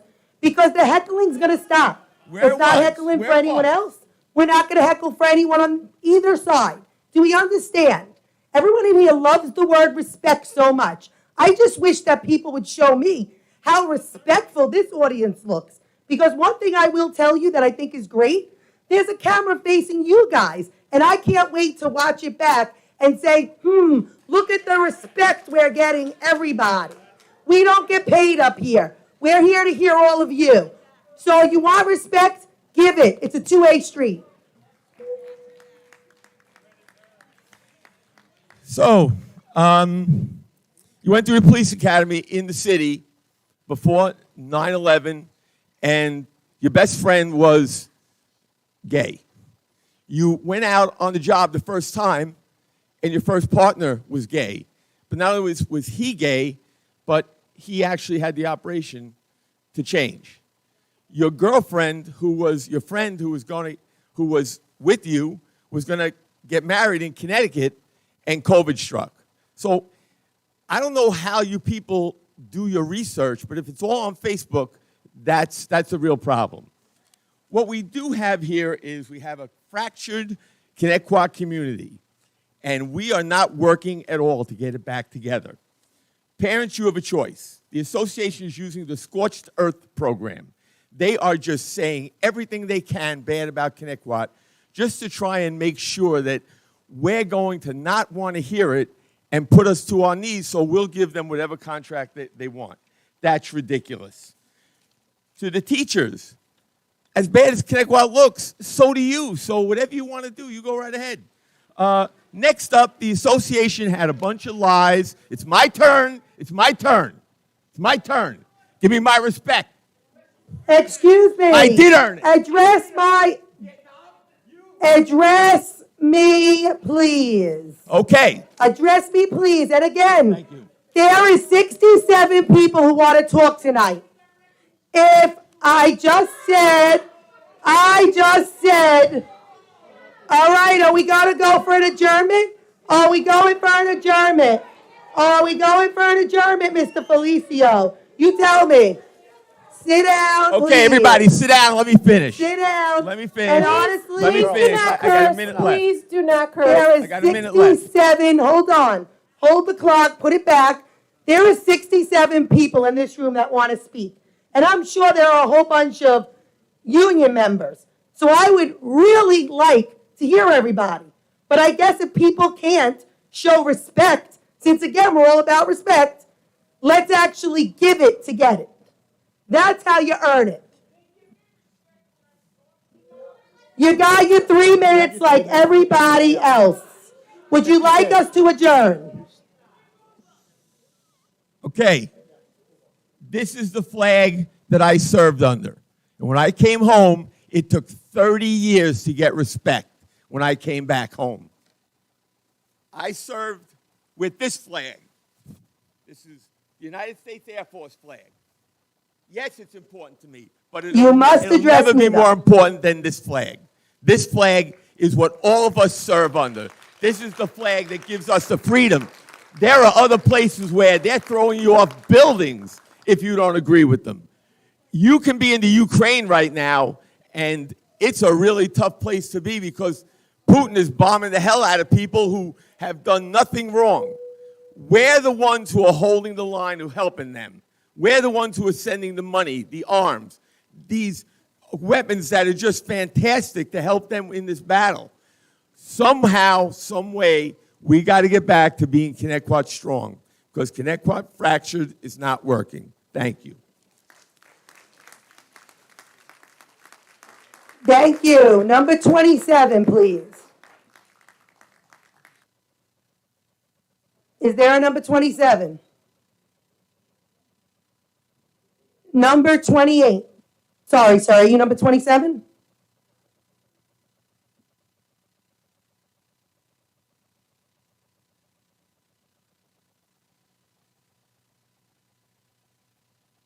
I'm sorry, sir, are you number 27 or 28, just so I keep record? 27. Thank you so much. My name is Ed Rizzo. I've been a resident here for 50 years in the town of Bohemia. And so, you know, the social studies teacher before said that we need a solution. We're talking about the problem. And so what is the solution? Well, I guess part of the solution is we could hang many flags in the rooms, not just a gay pride flag. Sir, just address me, I'm sorry. I'm sorry. Just so that there's not an issue. Okay, not just Thank the gay you. pride flag, but we could hang the Italian flag, or maybe the flag of the state of Israel, or so on. I could have a black flag, a white flag, a red flag, a yellow flag representing the races that we call them. We could have all of these different flags, but the solution is either we're going to have all the flags or none of the flags. That's the solution. And I would say this, the only flag, as the gentleman said before, that we need to hold dear to us is the American flag. That's inclusive. That's freedom. And so, again, forgive me, the issue is, what is the solution then? Do we have one flag? Do we have many flags? I appreciate the gay people that are here. You have a right to stand what you want, but what does the flag mean so much to you that if we had all of these other flags, would they bother you? Excuse me, please give respect to the speaker. Okay, so if that's true, then let's hang all the flags. Hang them all.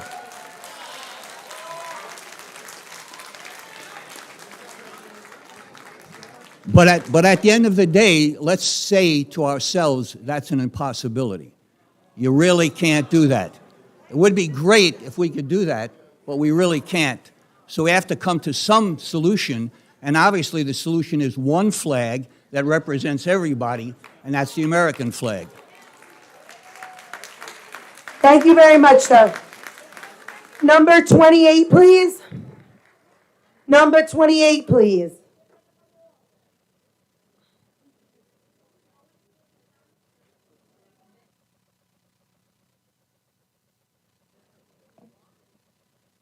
Number 29, please.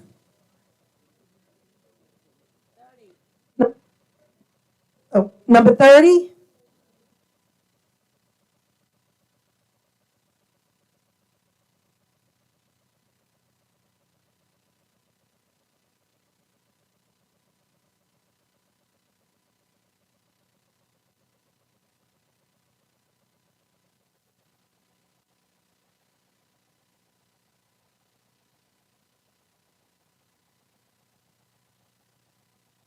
Mask. Whoa, I'm wearing a mask. Thank you. All right. I can't say anything better than the kids have spoken for themselves. They have expressed it better than I could. But a school board's responsibility is to look out for the best interests of all the kids. You have hundreds of kids who the LGBT flag, the pride flag, means a lot to, and not just because it makes them feel good. It makes them feel safe. It makes them feel they're protected. You take that away from them, you do take a lot away from them. Okay, somebody complained about it.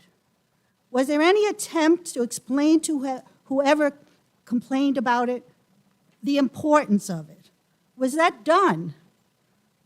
Was it more than one person? Was it a handful of persons? You have hundreds against one. The student who spoke about the Blue Lives Matter flag and the MAGA on the ground, that's offensive. Now, she brought it up. Are you going to do something about that now? She brought it up. She complained formally. That should be gone. That's political. That should be gone. A Confederate flag painted there? That's offensive. I'm not a student here, but they spoke up about it. It should be gone. And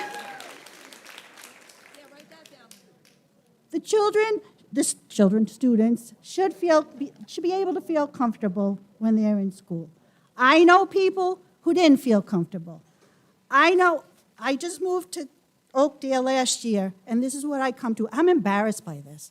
This never should have risen to the level, from what I've heard, this should not have gotten to this level. This should have been able to be worked out way before this. I'm embarrassed that the school district, you represent the students, and you're so quick to take away a flag that protects them and makes them feel safe. It's wrong. It's totally wrong. And like I say, they say it better for me because they live it. But I know people. I know gay kids that when my son was dating, one kid walked to our house like 5 miles because he didn't feel safe in his home, because they were Boy Scout families and the parents didn't accept them. They need spaces where they feel safe. Thank you.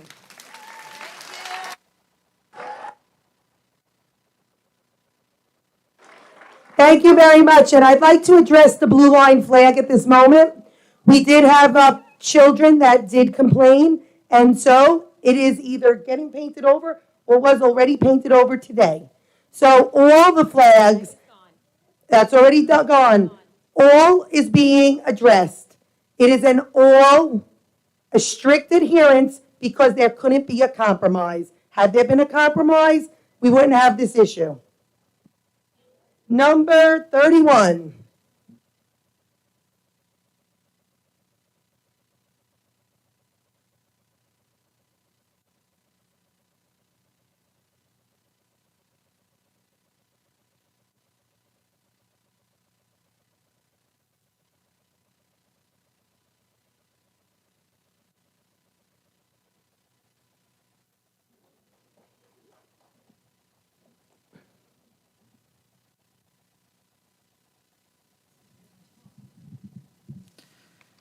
Hello, my name is Allison DePina, and I am a Connecticut parent. I'm here today because this board and administration does not properly serve our students or community.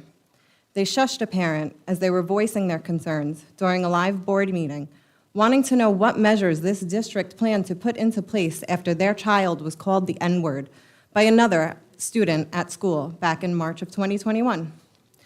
Nothing was ever heard from that situation again. No actions were taken within the district to better equip the staff in handling similar situations. Allegedly, students recently made a complaint that the Progress Pride flag was offensive to them, resulting in an unannounced visit to a teacher's classroom where they were asked questions about the flag. The board president claimed the black and brown stripes were political and anti-police. Following this incident, the board and administrators requested the removal of the Progress Pride flag and to be replaced with a sign the board and administrators felt was a better symbol without consideration of what this flag truly represents. They claim the size and location of the Progress flag were also part of the issue, but all traditional pride flags could remain. When the teacher refused, they had to go to such drastic lengths to get their way that now all flags must be removed from schools except the American and New York State flag. These actions are harmful to our students and send the message that marginalized groups should be silent and not seen or heard, so others with biased views will not be offended. Actions made amidst the time, rates of depression and suicide ideation among LGBTQ+ individuals are significantly higher than their peers because of mistreatment and stigmatization placed on them by society. This board has a record of efforts to support Back the Blue Days in Connecticut, especially last year during Black History and Pride Months, with no efforts to advocate for days to support Pride or Black lives. These actions are discriminatory and hurtful to an already marginalized people in this community. I would like this board and administration to set out a clear definition of what exactly makes a flag political, or this just appears as a case of intolerance. I would also like to see this board and administration undergo training in implicit bias and discrimination in order to prevent another harmful and embarrassing incident in Connecticut and make them better equipped to serve this community and pay our teachers. They deserve it.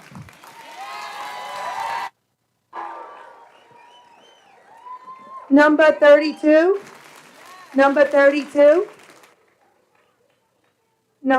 Oh, there we go.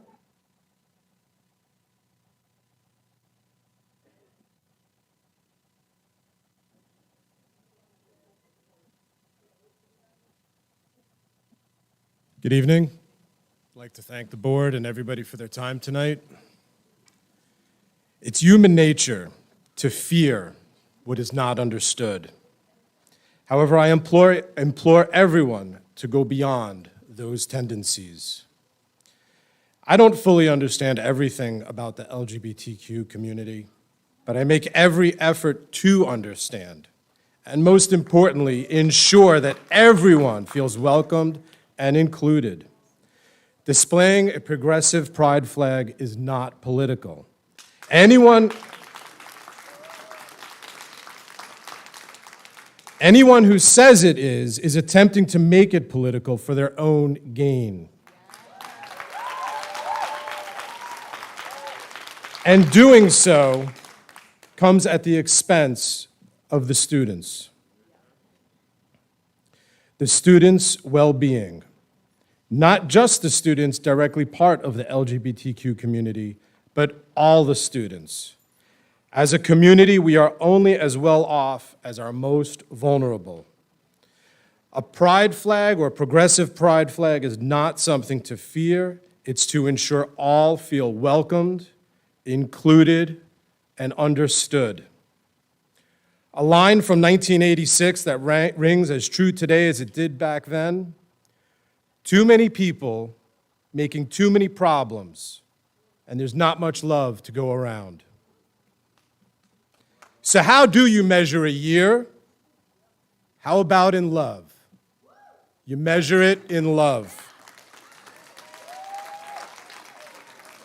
Encouraging everyone to be entirely themselves is the loudest way to love them. Put the flag back up, the progressive pride flag. Let the students feel welcomed and safe. Thank you.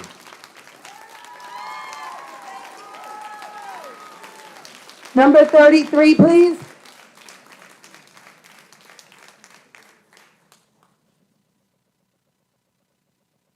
Hi, good evening. I'm coming with so many questions tonight. And my first question is, when I read this in Newsday, I saw that this part of the flag is acceptable, the pride flag, but this part right here is not. So my first question is, which part isn't acceptable? Is it the trans people? Is it the brown people? Or is it the black people who died from AIDS? I'm sorry, ma'am. This is the moment for you to make a statement. I still have more questions. You can put it all in writing to me later. Thank you. Next question I have, we keep talking about respect. So it's clear from the vibe of this room tonight, the students don't feel respected. The teachers don't feel respected. Your staff doesn't feel respected. So Jax, who do you respect? Again, put it all to me in writing because I want to use my time as efficiently as I can. Third, compromise. Let's talk about compromise. You said that there was a compromise, right? If you chop off the trans people and the brown people and the black people, you keep the flag. But how do you compromise on humanity? How do you compromise on people's basic dignity?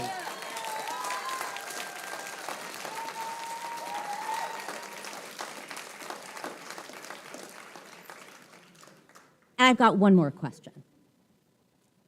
My question is, do you care about kids? Because the truth is, there is a mental health crisis going on. We're reading about it, and we know that it is so much far worse with LGBTQ kids. There was just a report in Newsday. I don't know if you read it, might not be on your Facebook feed, but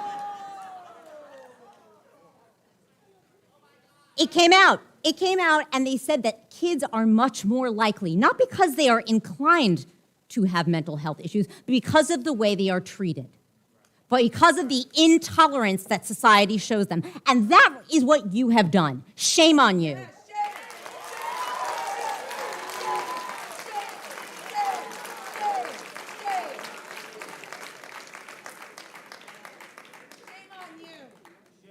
Your community, you keep talking about respect. The disrespect you're seeing tonight is exactly what you have sown.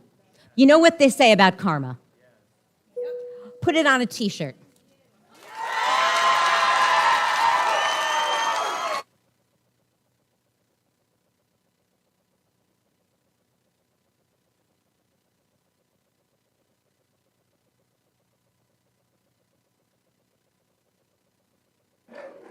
Number 34. Number 34.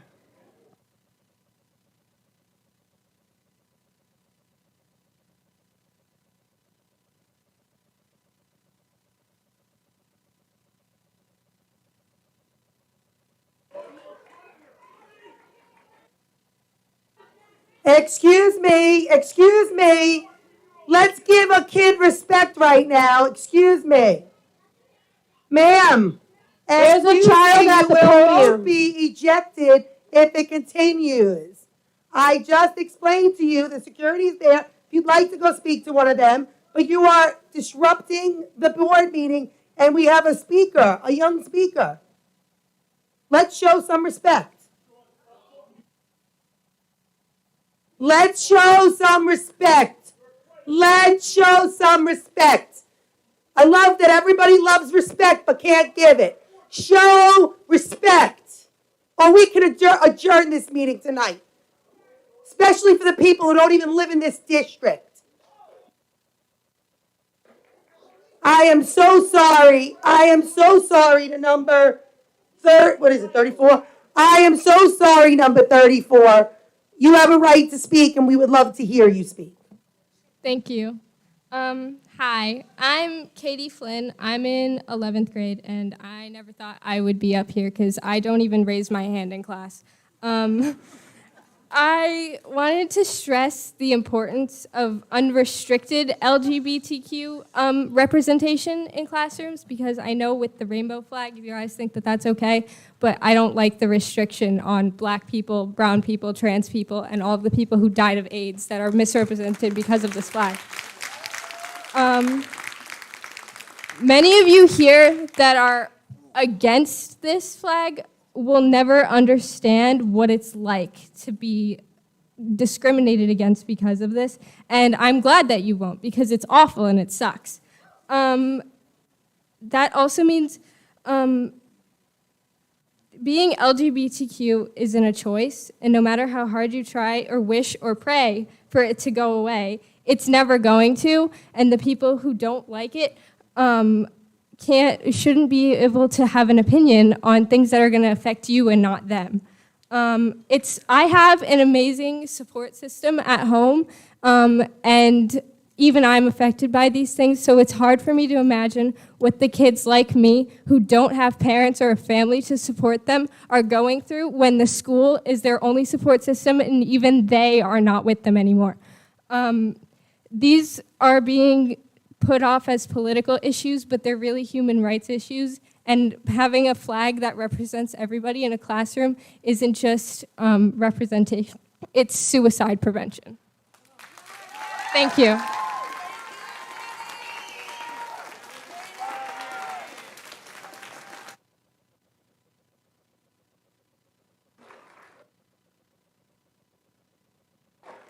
Number 35, please. Number 35, if you have the card.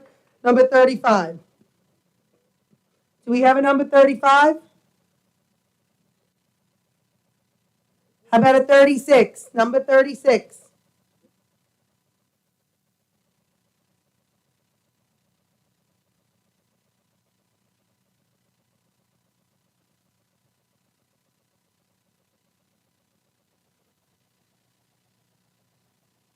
Everyone. My name is Jenny Ruskowski, and I am a proud gay woman. I am a proud alumni of Cornell University, And I wish I could say that I was a proud alumni of the Connecticut Central School District, but recent events have lessened my pride in this district. I want to ask the board, is 2 attempts at finding a middle ground really exhausting all of your resources? If students are uncomfortable with the progress flag, it means that they are not aware of the importance and the necessity that it represents.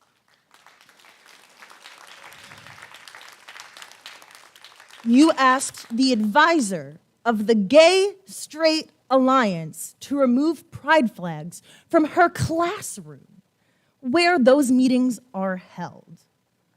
What is the message that you are sending to the queer youth of your schools? Schools should be a place where students feel safe, seen, and supported.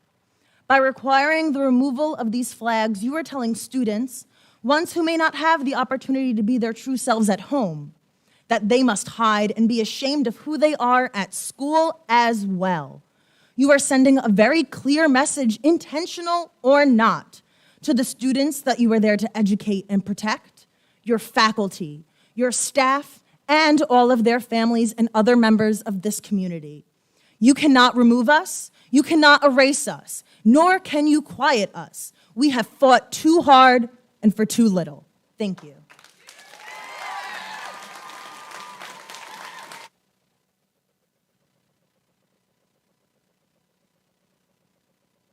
Number 37, is there a number 37?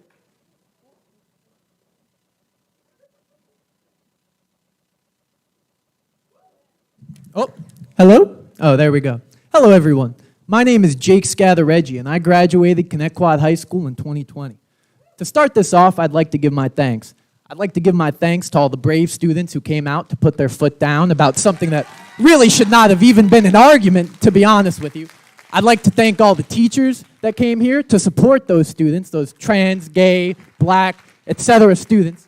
I'd like to thank the Facebook users that came here to talk about absurd non sequiturs like critical race theory that isn't taught in this school, as well as furries who, again, are not wearing collars and leashes and growling at students. And I'd like to thank the school board for saying the quiet part out loud, that the LGBT flag is fine, but as soon as you add trans people, black people, people who suffer from AIDS, it's a political issue. And I'd like to talk about that a little bit, political issues, because these are not political issues. These are people's lives. These are people that died. That's the reason these flags need to be displayed. I can't tell you the number of trans friends, gay friends, black friends that feel threatened in their everyday lives over the type of things that we see in this country. And that's why people are displaying that flag, because those rights are at contest. People are talking about trans people, and it's not fun. But I think I've said my piece. I yield my time. Thank you. Number 38. Number 38. Number 39.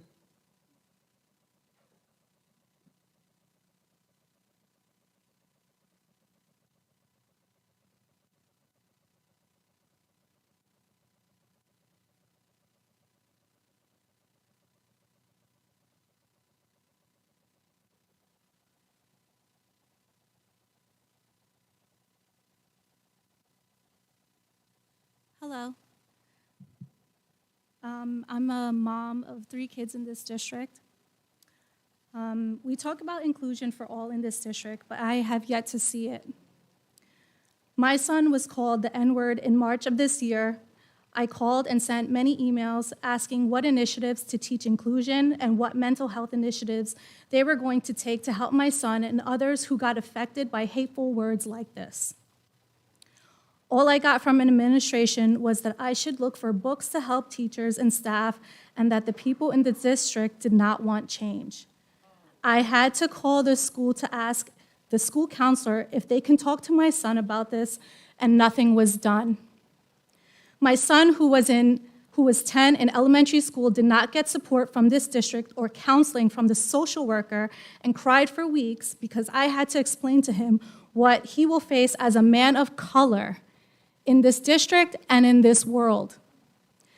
I do not identify as an LGBT member, but as an underrepresented member in this community, and I want change.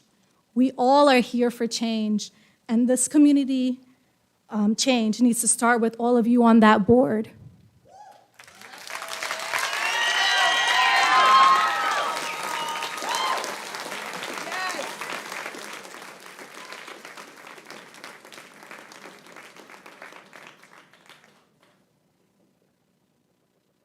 Number 40.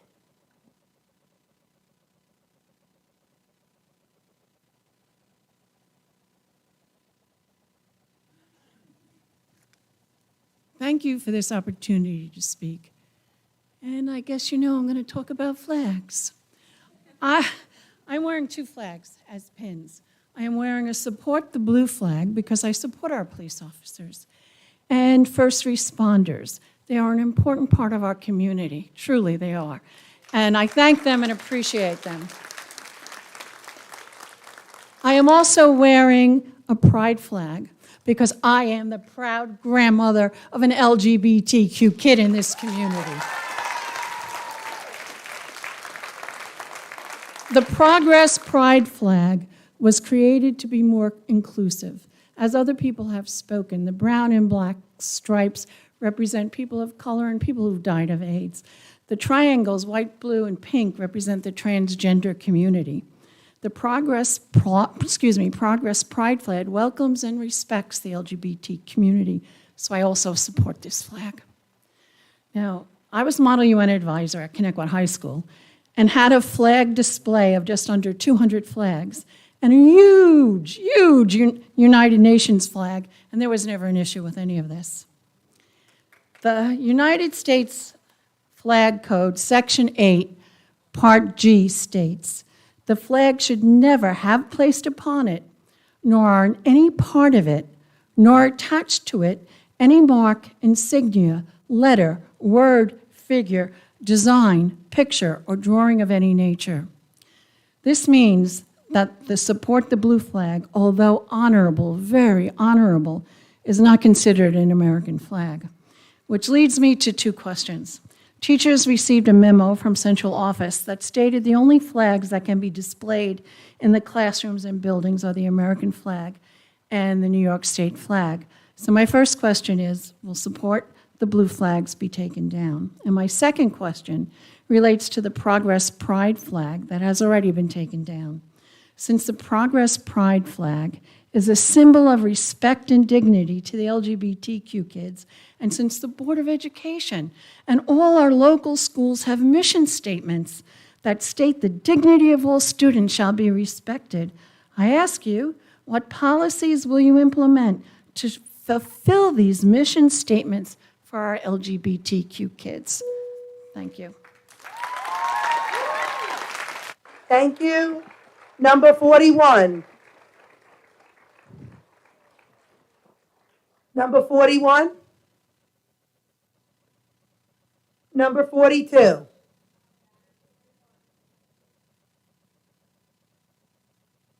There's a 41? Yes. Okay. I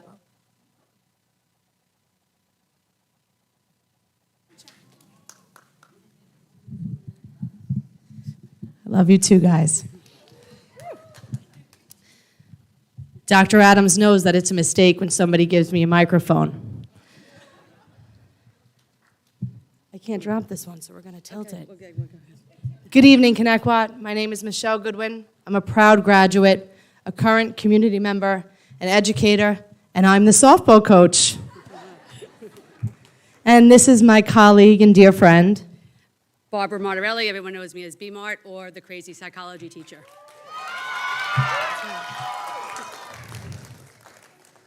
In all honesty, Miss Martorelli and I sat together tonight, and I have to say that we were taken back and in desperate need of tissues because we couldn't be more proud of the young people in this auditorium today who came out, whether they spoke on either side or the other.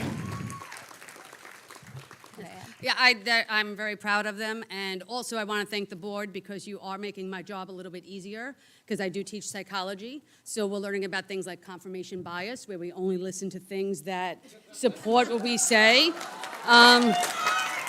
We are learning about things like de-individuation, about how easy it is to be behind a screen making comments that are so negative, but much harder when you are facing the people that you are hurting.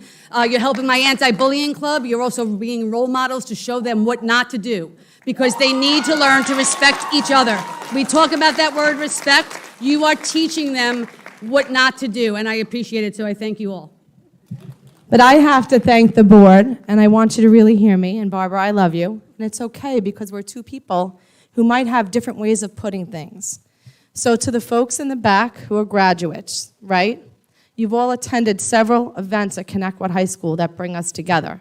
To you guys in the front, okay? Those events don't happen unless we have the support of course, our educators, our community, and the Board of Education and the administrative staff. So I want you to realize, I just want you to think, we're not going to discuss this tonight, but I want you to think that these people are volunteers up here. Their job is to enforce policy, okay? So I don't want to comment any more on it, but I want you to know that these people up here who I'm not going to say whether I agree or disagree with them, that's irrelevant, because I'm never going to tell you what to think and be influenced by what I think. That's not my place. However, I have 28 seconds. Miss Napolitano, Miss Orglis, Miss Mallon, Mr. Murphy, and Miss Kennedy are at almost every single one of your events. When we were on that float the other day, they were out there supporting you. When I need a budget line for something like freshman awareness, which we all know in this room celebrates every one of us, it's not without their support that it gets done. So I just want to say thank you to everyone in the auditorium tonight for coming down and speaking their mind. And maybe we can think about things like policy. Maybe we can think about moments like suspending them when necessary. You can cut me short if you'd like. I'm sorry. But thank you for your time and your attention. Thank you very much. Thank you for your message. Thank you. Number 42, please.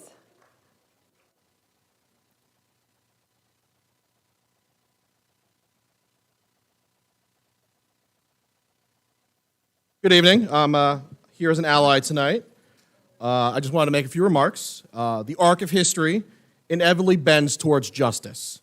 There are bumps in the road, but invariably the country becomes more equitable and more equal.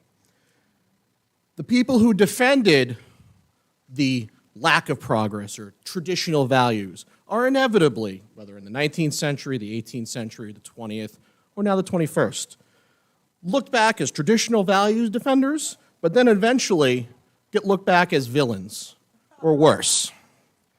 Tinker versus Des Moines, Cohen versus California, other cases too, all protected the rights for students and teachers to speak their mind in school. In fact, the majority opinion on Tinker stated clearly it can hardly be argued that either students or teachers can shed their constitutional rights to freedom of speech and expression at the schoolhouse gate.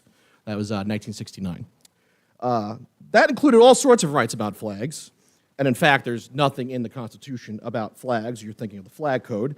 That same flag code also that dictates the size of the American flag versus other flags also prohibits the use of the American flag as apparel. So that's a thing. And it's telling that the distaste and hatred isn't coming from a place of knowledge. It's coming from a place where people get information from the internet and their media bubble. If it was a simple situation of knowledge, then the fact that trans acceptance, gay acceptance, pride reduces suicide rates in teenagers would make this an open and shut case. If we're ostensibly here for the students, then something that keeps students alive should be a slam dunk. And yet we're all here. Meanwhile, the segment of the population that's against this flag also earnestly believes that some kids are out there wanting to be pets. This district is caving to those who future generations will look to as wrong, on the wrong side of history. Just like how many were against the Arkansas 9, against student desegregation in schools, now they're against symbols of support and acceptance. Connecticut and other similar districts here on Long Island are just ensuring that Suffolk County is going to be talked about as one of those places where the people were on the wrong side of history. And as an ally and as a resident of this community, I have a problem with that. For what it's worth, this is why teachers should have secure contracts and be amply compensated for their time, because they are on the front line of the future. And the last 10 years have done terrible damage to the profession, mostly by those who cater to that fear and that hate, and that demonstrates they need all the help they can get. For what it's worth, to conclude, agreeing to disagree about something that's invariably basic human rights invariably benefits those who want to take away those human rights. You are on the side of the oppressors. 43, please. Is there a number 43?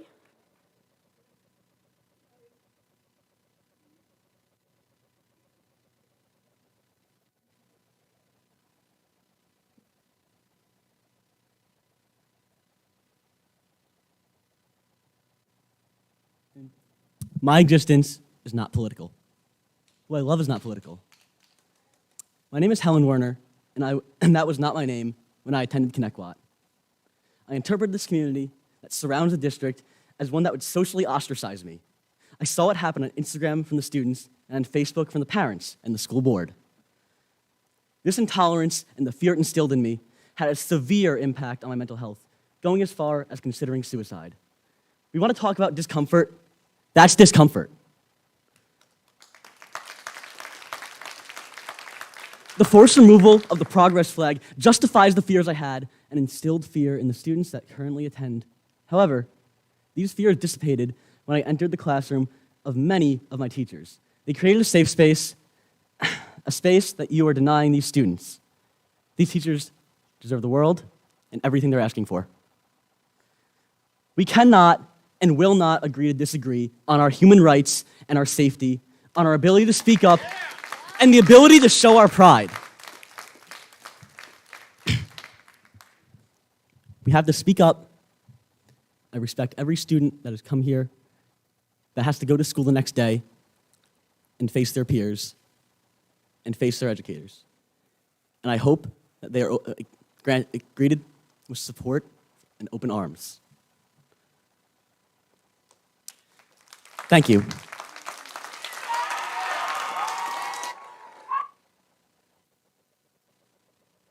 Thank you very much. 44.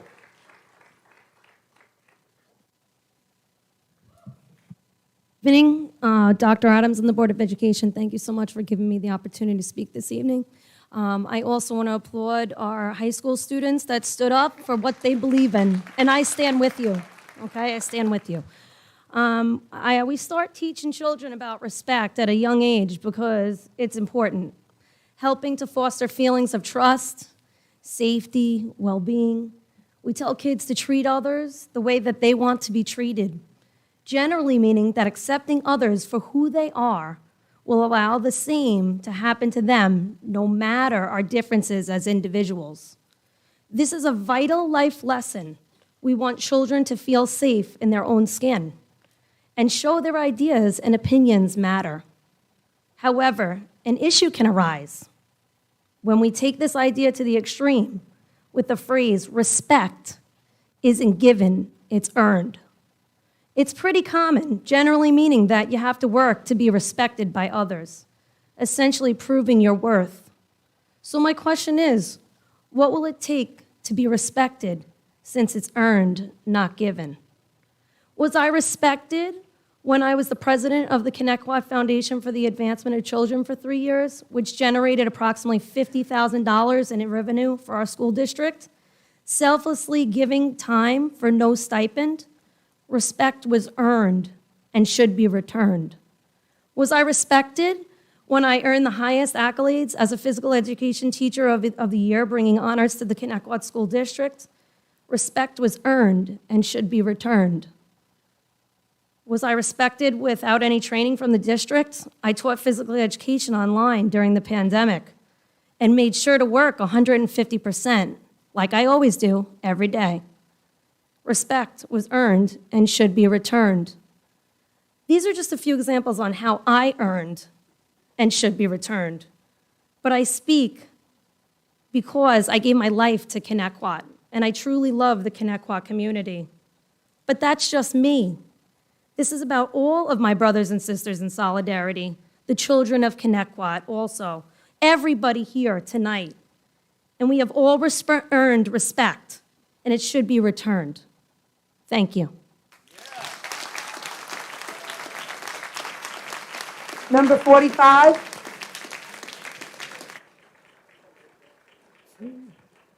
Number 45. Number 46. Oh, are you 46 or 45? Thank you.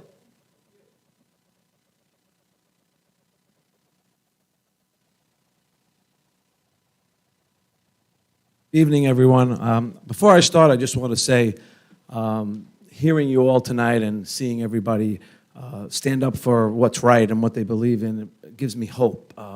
And I think that we can look forward to a positive future and a positive resolution to this. Anyway, my name is Michael Petrie, and I have been a Connecticut resident since 1988 and a proud parent of 3 Connecticut high school graduates, one of whom happens to be gay. That young man is now a lawyer who has a wonderful husband and is a civic-minded homeowner and a standout member of the community, due at least in part to the wonderful education he received right here in Connecticut and the many inspiring educators he met along the way. So thank you to them.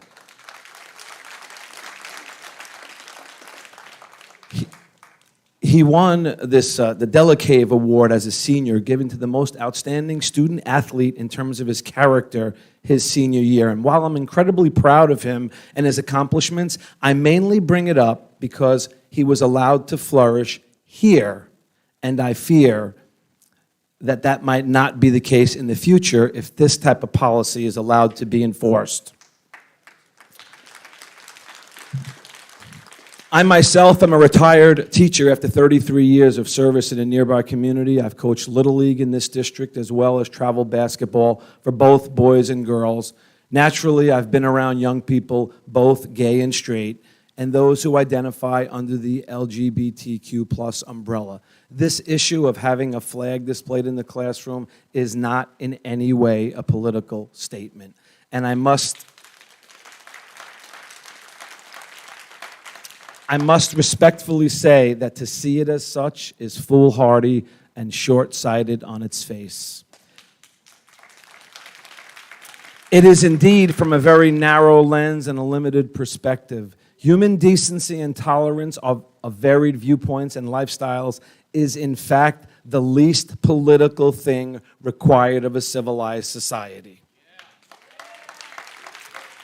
As a teacher who posted safe space signs and symbols for many years, I recognize the inherent value that they may carry, not for me or anyone who isn't otherwise marginalized in some regard, but for those who are. And to further illustrate my point firmly, I've recently been asked to be the officiant of a wedding of a young woman and her future wife.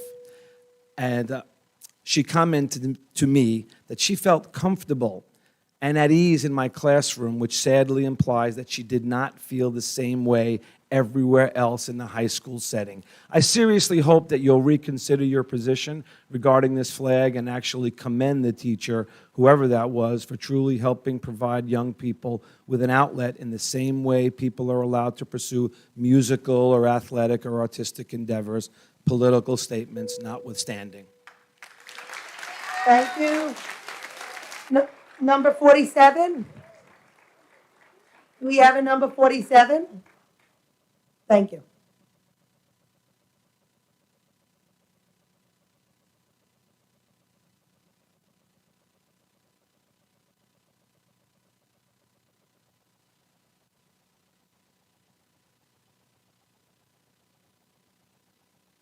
Can you hear me? I have not seen any pictures and do not have firsthand knowledge of where the Progress Pride flag was placed. What I do know is that it is not political. It is a symbol of inclusion and love, and you cannot deem something political just by saying so. I have been here all night and seen so many students coming out in support of the Progress Pride flag, but where are all the students that want it taken down?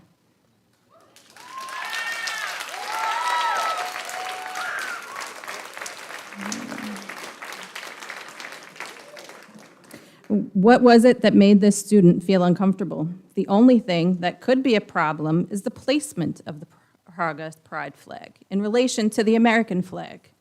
It states in the U.S. Code flag on the U.S. government website that no flag can be placed to the right or above the American flag. It does not say anything about the size. Therefore, the only thing that can be compromised is the placement of the Progress Pride flag. You cannot push back an entire community that has worked so hard to get where they are. By saying you can put a sign that says all are welcome is not good enough.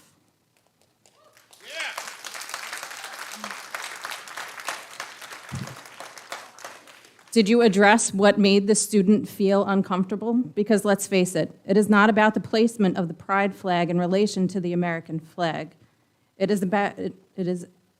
Because if it is not about the placement of the pride flag in relation to where the American flag is, then it is about homophobia and ignorance. We will not regress because you're uncomfortable. Number 48. Number 48. Number 49. Number 50.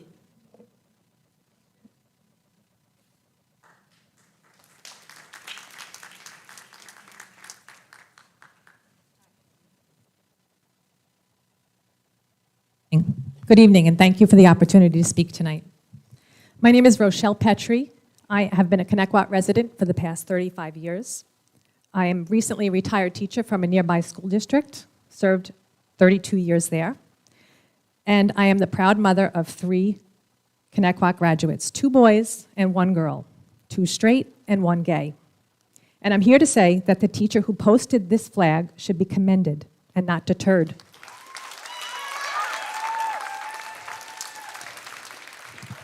The fact that I feel the need to be here tonight actually angers me beyond belief. You have no idea, I've been talking about it.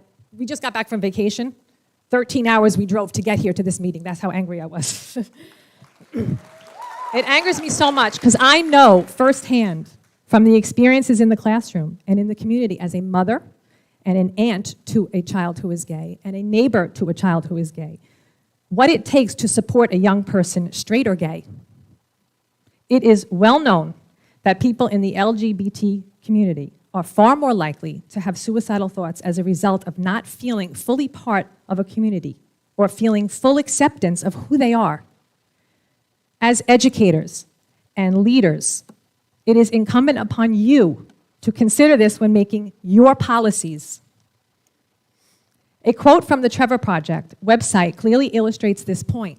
It reads, and I quote, LGBTQ youth are not inherently prone to suicide risk as a result of their sexual orientation or gender identity, but rather placed at a higher risk because of how they are mistreated and stigmatized by society.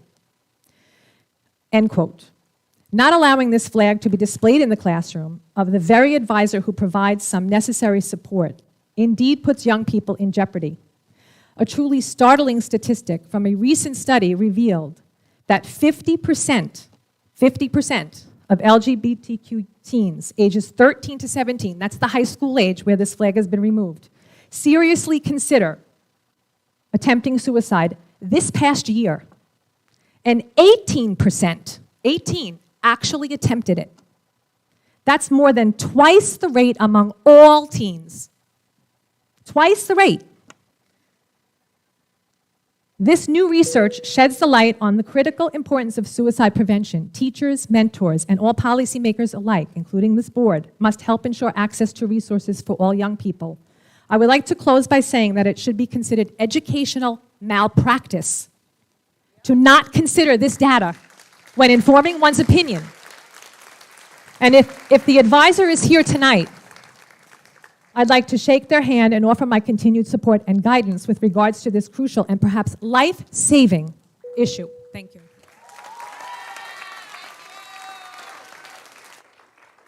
Number 51. Good evening, everyone.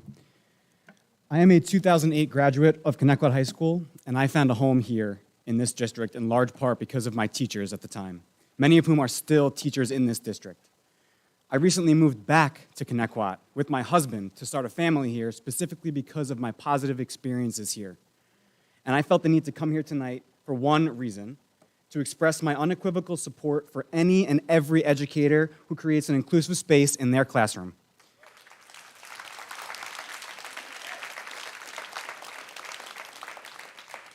I can personally attest to how important that is, a safe space is for young queer people in this very school district, because it's not always as welcoming as people would like to think.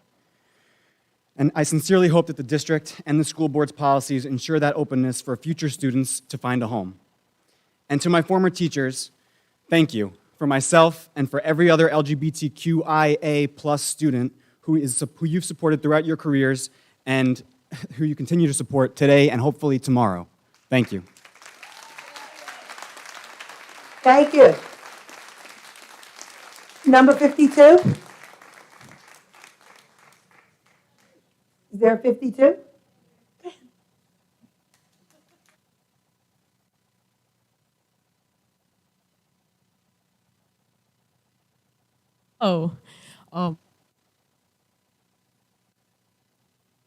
Q community, and I think that the flag should be left up because many people do not feel accepted at home and they need a safe place at school away from their family.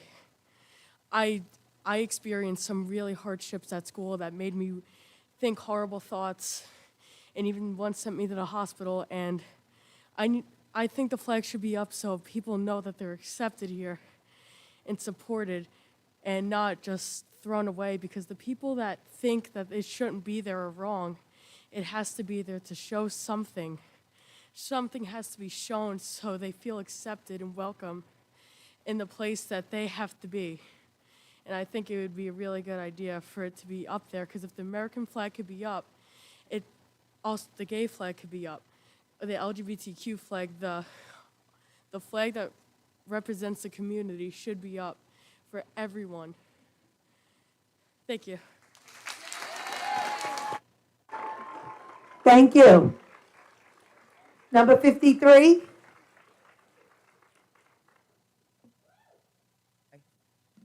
My name is Pauline Pantaleone. I'm a veteran, obviously, and I am a member of this community and the Connecticut School District. I'd like to comment on so much of what I've heard tonight and the bravery that I saw here in the LGBT youth is so inspiring, but equally heartbreaking. I am here to remind anyone who's unclear that that American flag is not something to be used as a weapon or as to hold other people down. That flag, I served under that flag. That gentleman earlier served under that flag. We all serve under the same American flag. That flag is not meant to make anybody feel lesser. It indicates the ideals and the freedoms that this nation was founded on, whether it's freedom of religion, freedom of speech, and that speech includes the right to dress, act, and be oneself. Speech is not limited to just what you have to say.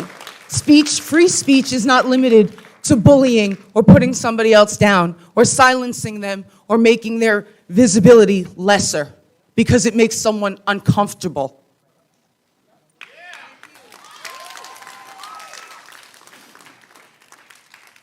I say that this is heartbreaking because 20 years later, I was an LGBT youth, and I'm 20-something years later, I'm old. I'm standing here still asking the people that are in charge to protect students, to allow them to have the freedoms that I was sent to war for 20 years ago. that we were meant to believe in. You have the right, you have the freedom to be yourself, but you don't have the right or the freedom to tell other people how to live their lives. Period. That freedom extends to everyone, with liberty and justice for all, the very mantra that we announced tonight. I don't know where I am on this 3 minutes or where I was on this little paragraph I wrote, but I just want to say that I am emphasizing that the disrespect that you showed your LGBT staff and students is what brought us here tonight.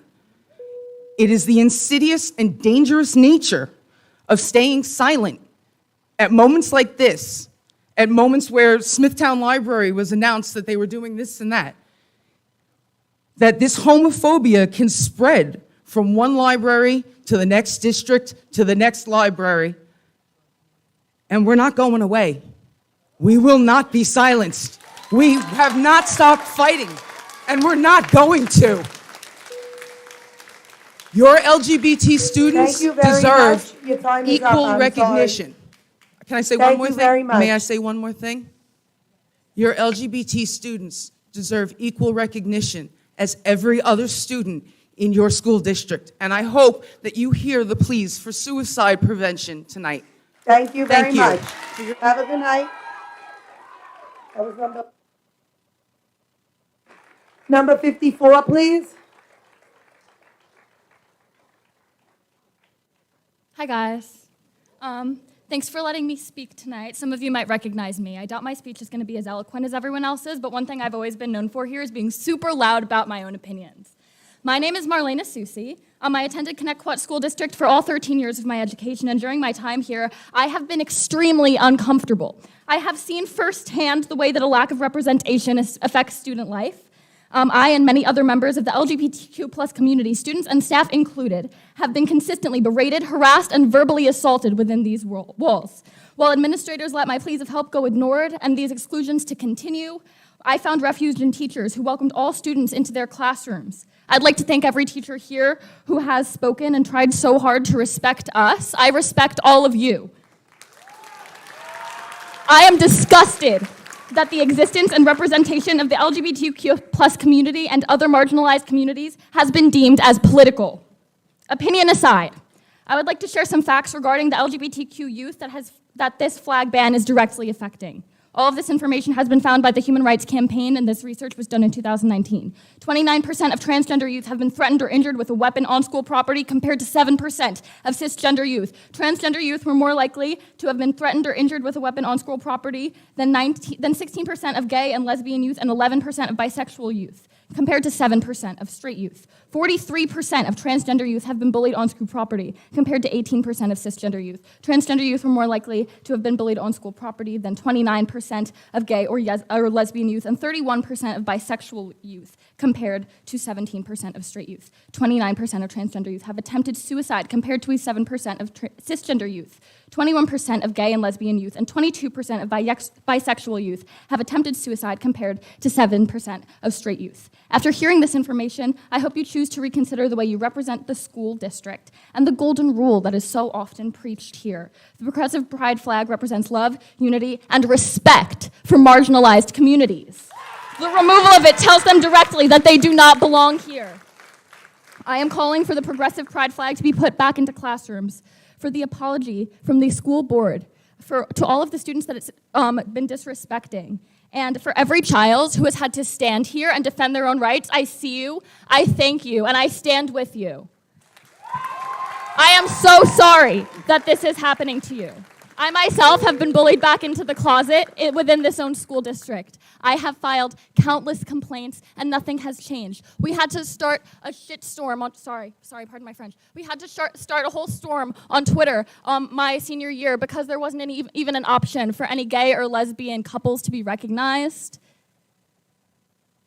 There is a consistent disregard and disacknowledgement to these entire marginalized communities, and this is just further perpetuating that hate. Thanks. Number 55. Is there a number 55? 56?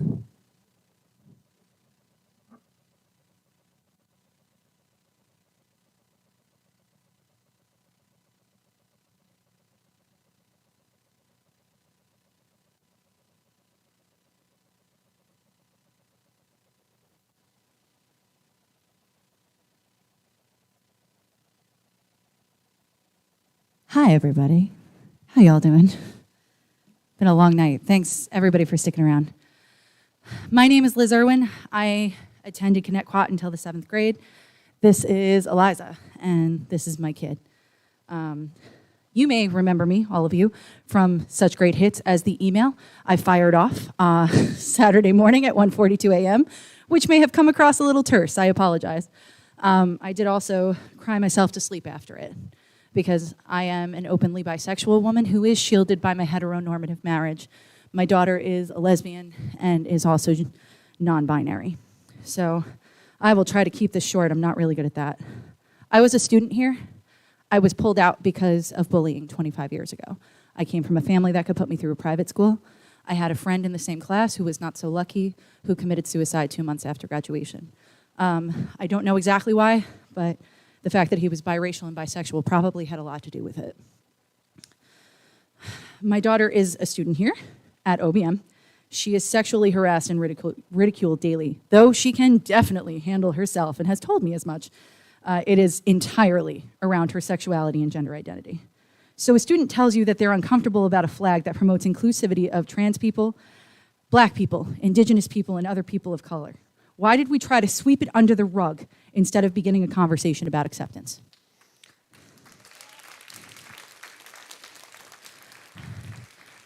My daughter tells me in one of her classrooms that a blue lives matter large as the American flag, and in another class, an Italian flag is twice as large as the American flag. No one here is swearing fealty to martial law or the European Union. We all know that. Many of the people in this room would say that reverence for first responders should not be politicized. As the granddaughter of an NYPD officer and the daughter of a Vietnam vet, I can get behind that, but I would also say that the guaranteed right of life, liberty, and the pursuit of happiness for all people, including trans and BIPOC folks, is also guaranteed under the Constitution, and that should not be a political talking point either. The American flag is supposed to be a symbol of life, liberty, and the pursuit of happiness for us all. But those of us who think we're there right now are being willfully ignorant, and that's why a flag named after progress, which we're trying to walk back, is necessary for the time being. Take it down, and you are declaring open season on my child. I would like to close with saying that you can have reverence for every police officer that's ever lost their life in the line of duty and still have a problem with police brutality. You can believe in America, and you can believe that America needs work. Those two ideas are not mutually exclusive. And until such a time as the American flag absolutely stands for the inclusion of everybody, all the time, every day, we're gonna need that progress flag up. Thank you.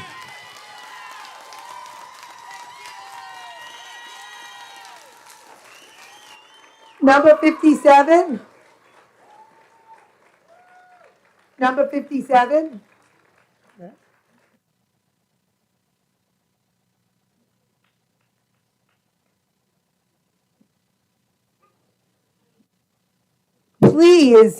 Please, there's someone speaking. Speak? Yes, sir. So, progressive words should be included because black transgender people have an average lifespan of 35 years old because of hate crimes and suicides. And progressive words should be included in schools because LGBT people of color have a higher chance of being killed in hate crimes than other groups. And I want to say something else. I personally believe that the school is not doing anything right. Teachers of color are underrepresented in our school district. And students with autism, they're unjustly punished by the school district without being given support and understood. Bullying has been tolerated there, based on what I heard. So how can you think that the school district know what they're doing when they want to remove pride flags? And I'm not saying that all teachers are bad. I'm not talking about individual teachers. There are some really great teachers I had, and not saying all of them are bad. And I'm going to move on to something else I want to explain. Another reason why the progressive words should be included is because my gay Indian friend faces so much racism from the LGBT community on dating apps. And another reason is that LGBT Muslims are harassed online when they're told that they can't be both LGBT and Muslim. And LGBT rights are not political because I have both Democrat and Republican friends who who support LGBT than many LGBT people who follow both political parties. Forcing LGBT people to follow other people's religions is going against religious freedom. Why force atheists and religious minorities to follow Christian people's ideas? If people are using religion to hate LGBT people, then they're not following their religion correctly, according to nothing from the Facebook post. Because Christians are supposed to love everyone, because that's what God and Jesus wants them to do. And if people don't understand that, then people don't really know God. And people don't like LGBT people, then they should leave and focus on their own lives instead of trying to control other people. My nice friend said that pride flags if pride flags make some people mad, then everything in the world makes them mad. And parents who support the LGBT children come as healthier families. Those that don't support will make their kids turn to drugs and have an addiction. It's the homophobic parents that tear families apart and cause suicide in the LGBT children. And supportive parents are more likely to keep the family together and save lives. If you become open-minded and have more LGBT friends from being open-minded, you would learn many new friends, you would learn many new things from them, and you would find them really nice. They can be nicer than straight people, and sometimes never judge someone by their sexuality. And pride flags do not turn people gay. They make them actually more comfortable and less afraid to be themselves after they were always LGBT in the closet the whole time. Thank you very much. Please. Madam President, may I have the floor for 1 minute?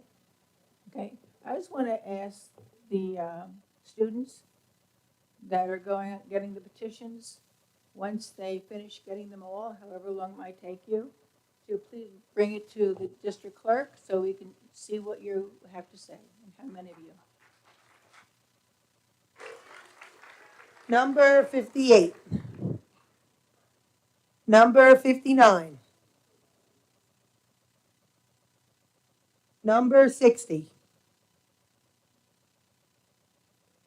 Number 61.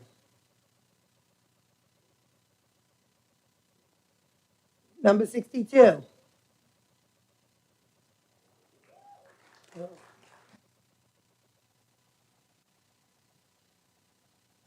I'm just gonna keep it short because, I mean, we've been here for a while. I'm just here to voice my opposition to the bigoted act that was committed purely out of hate. As a gay high school student, it's hard enough to even exist, and adults like you just make it worse.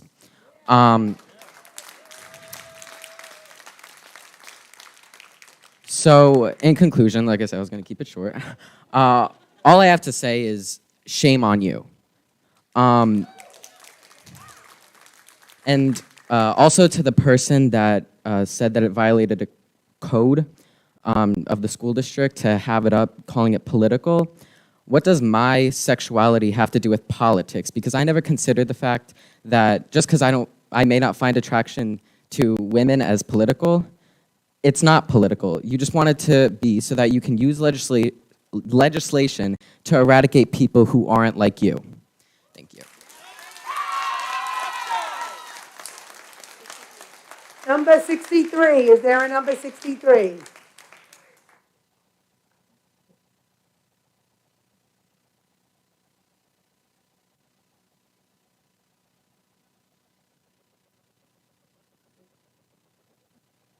You're number 63, correct?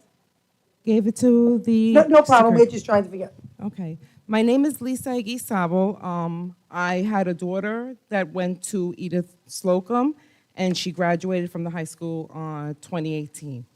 So the reason why I'm here is because after all of this, after all the students speaking, and I think that the problem that we have is that there is a cult that has been in your school district.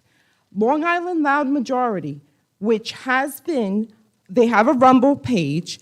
They have been calling, they have been calling out. Ma'am, Yes, here and for I'm speaking school. on the school. Okay, You we're had here for you had a school. cult Ma'am, sitting here. We are not and, here. Excuse to me, let me speak speak. about Is my either time? organization Stop my time. that was Stop my here. time. We will Stop my time. be adjourning if you do not follow the rules. You must follow the rules. I guess we're going to have an adjournment. I guess we're going to have an adjournment. My time. Reverse my time. Ma'am, I'm going to only tell you once. We gave the rules in the beginning. My time You'd is like me moving. to You're read eating them. my time. You need to put a sign back.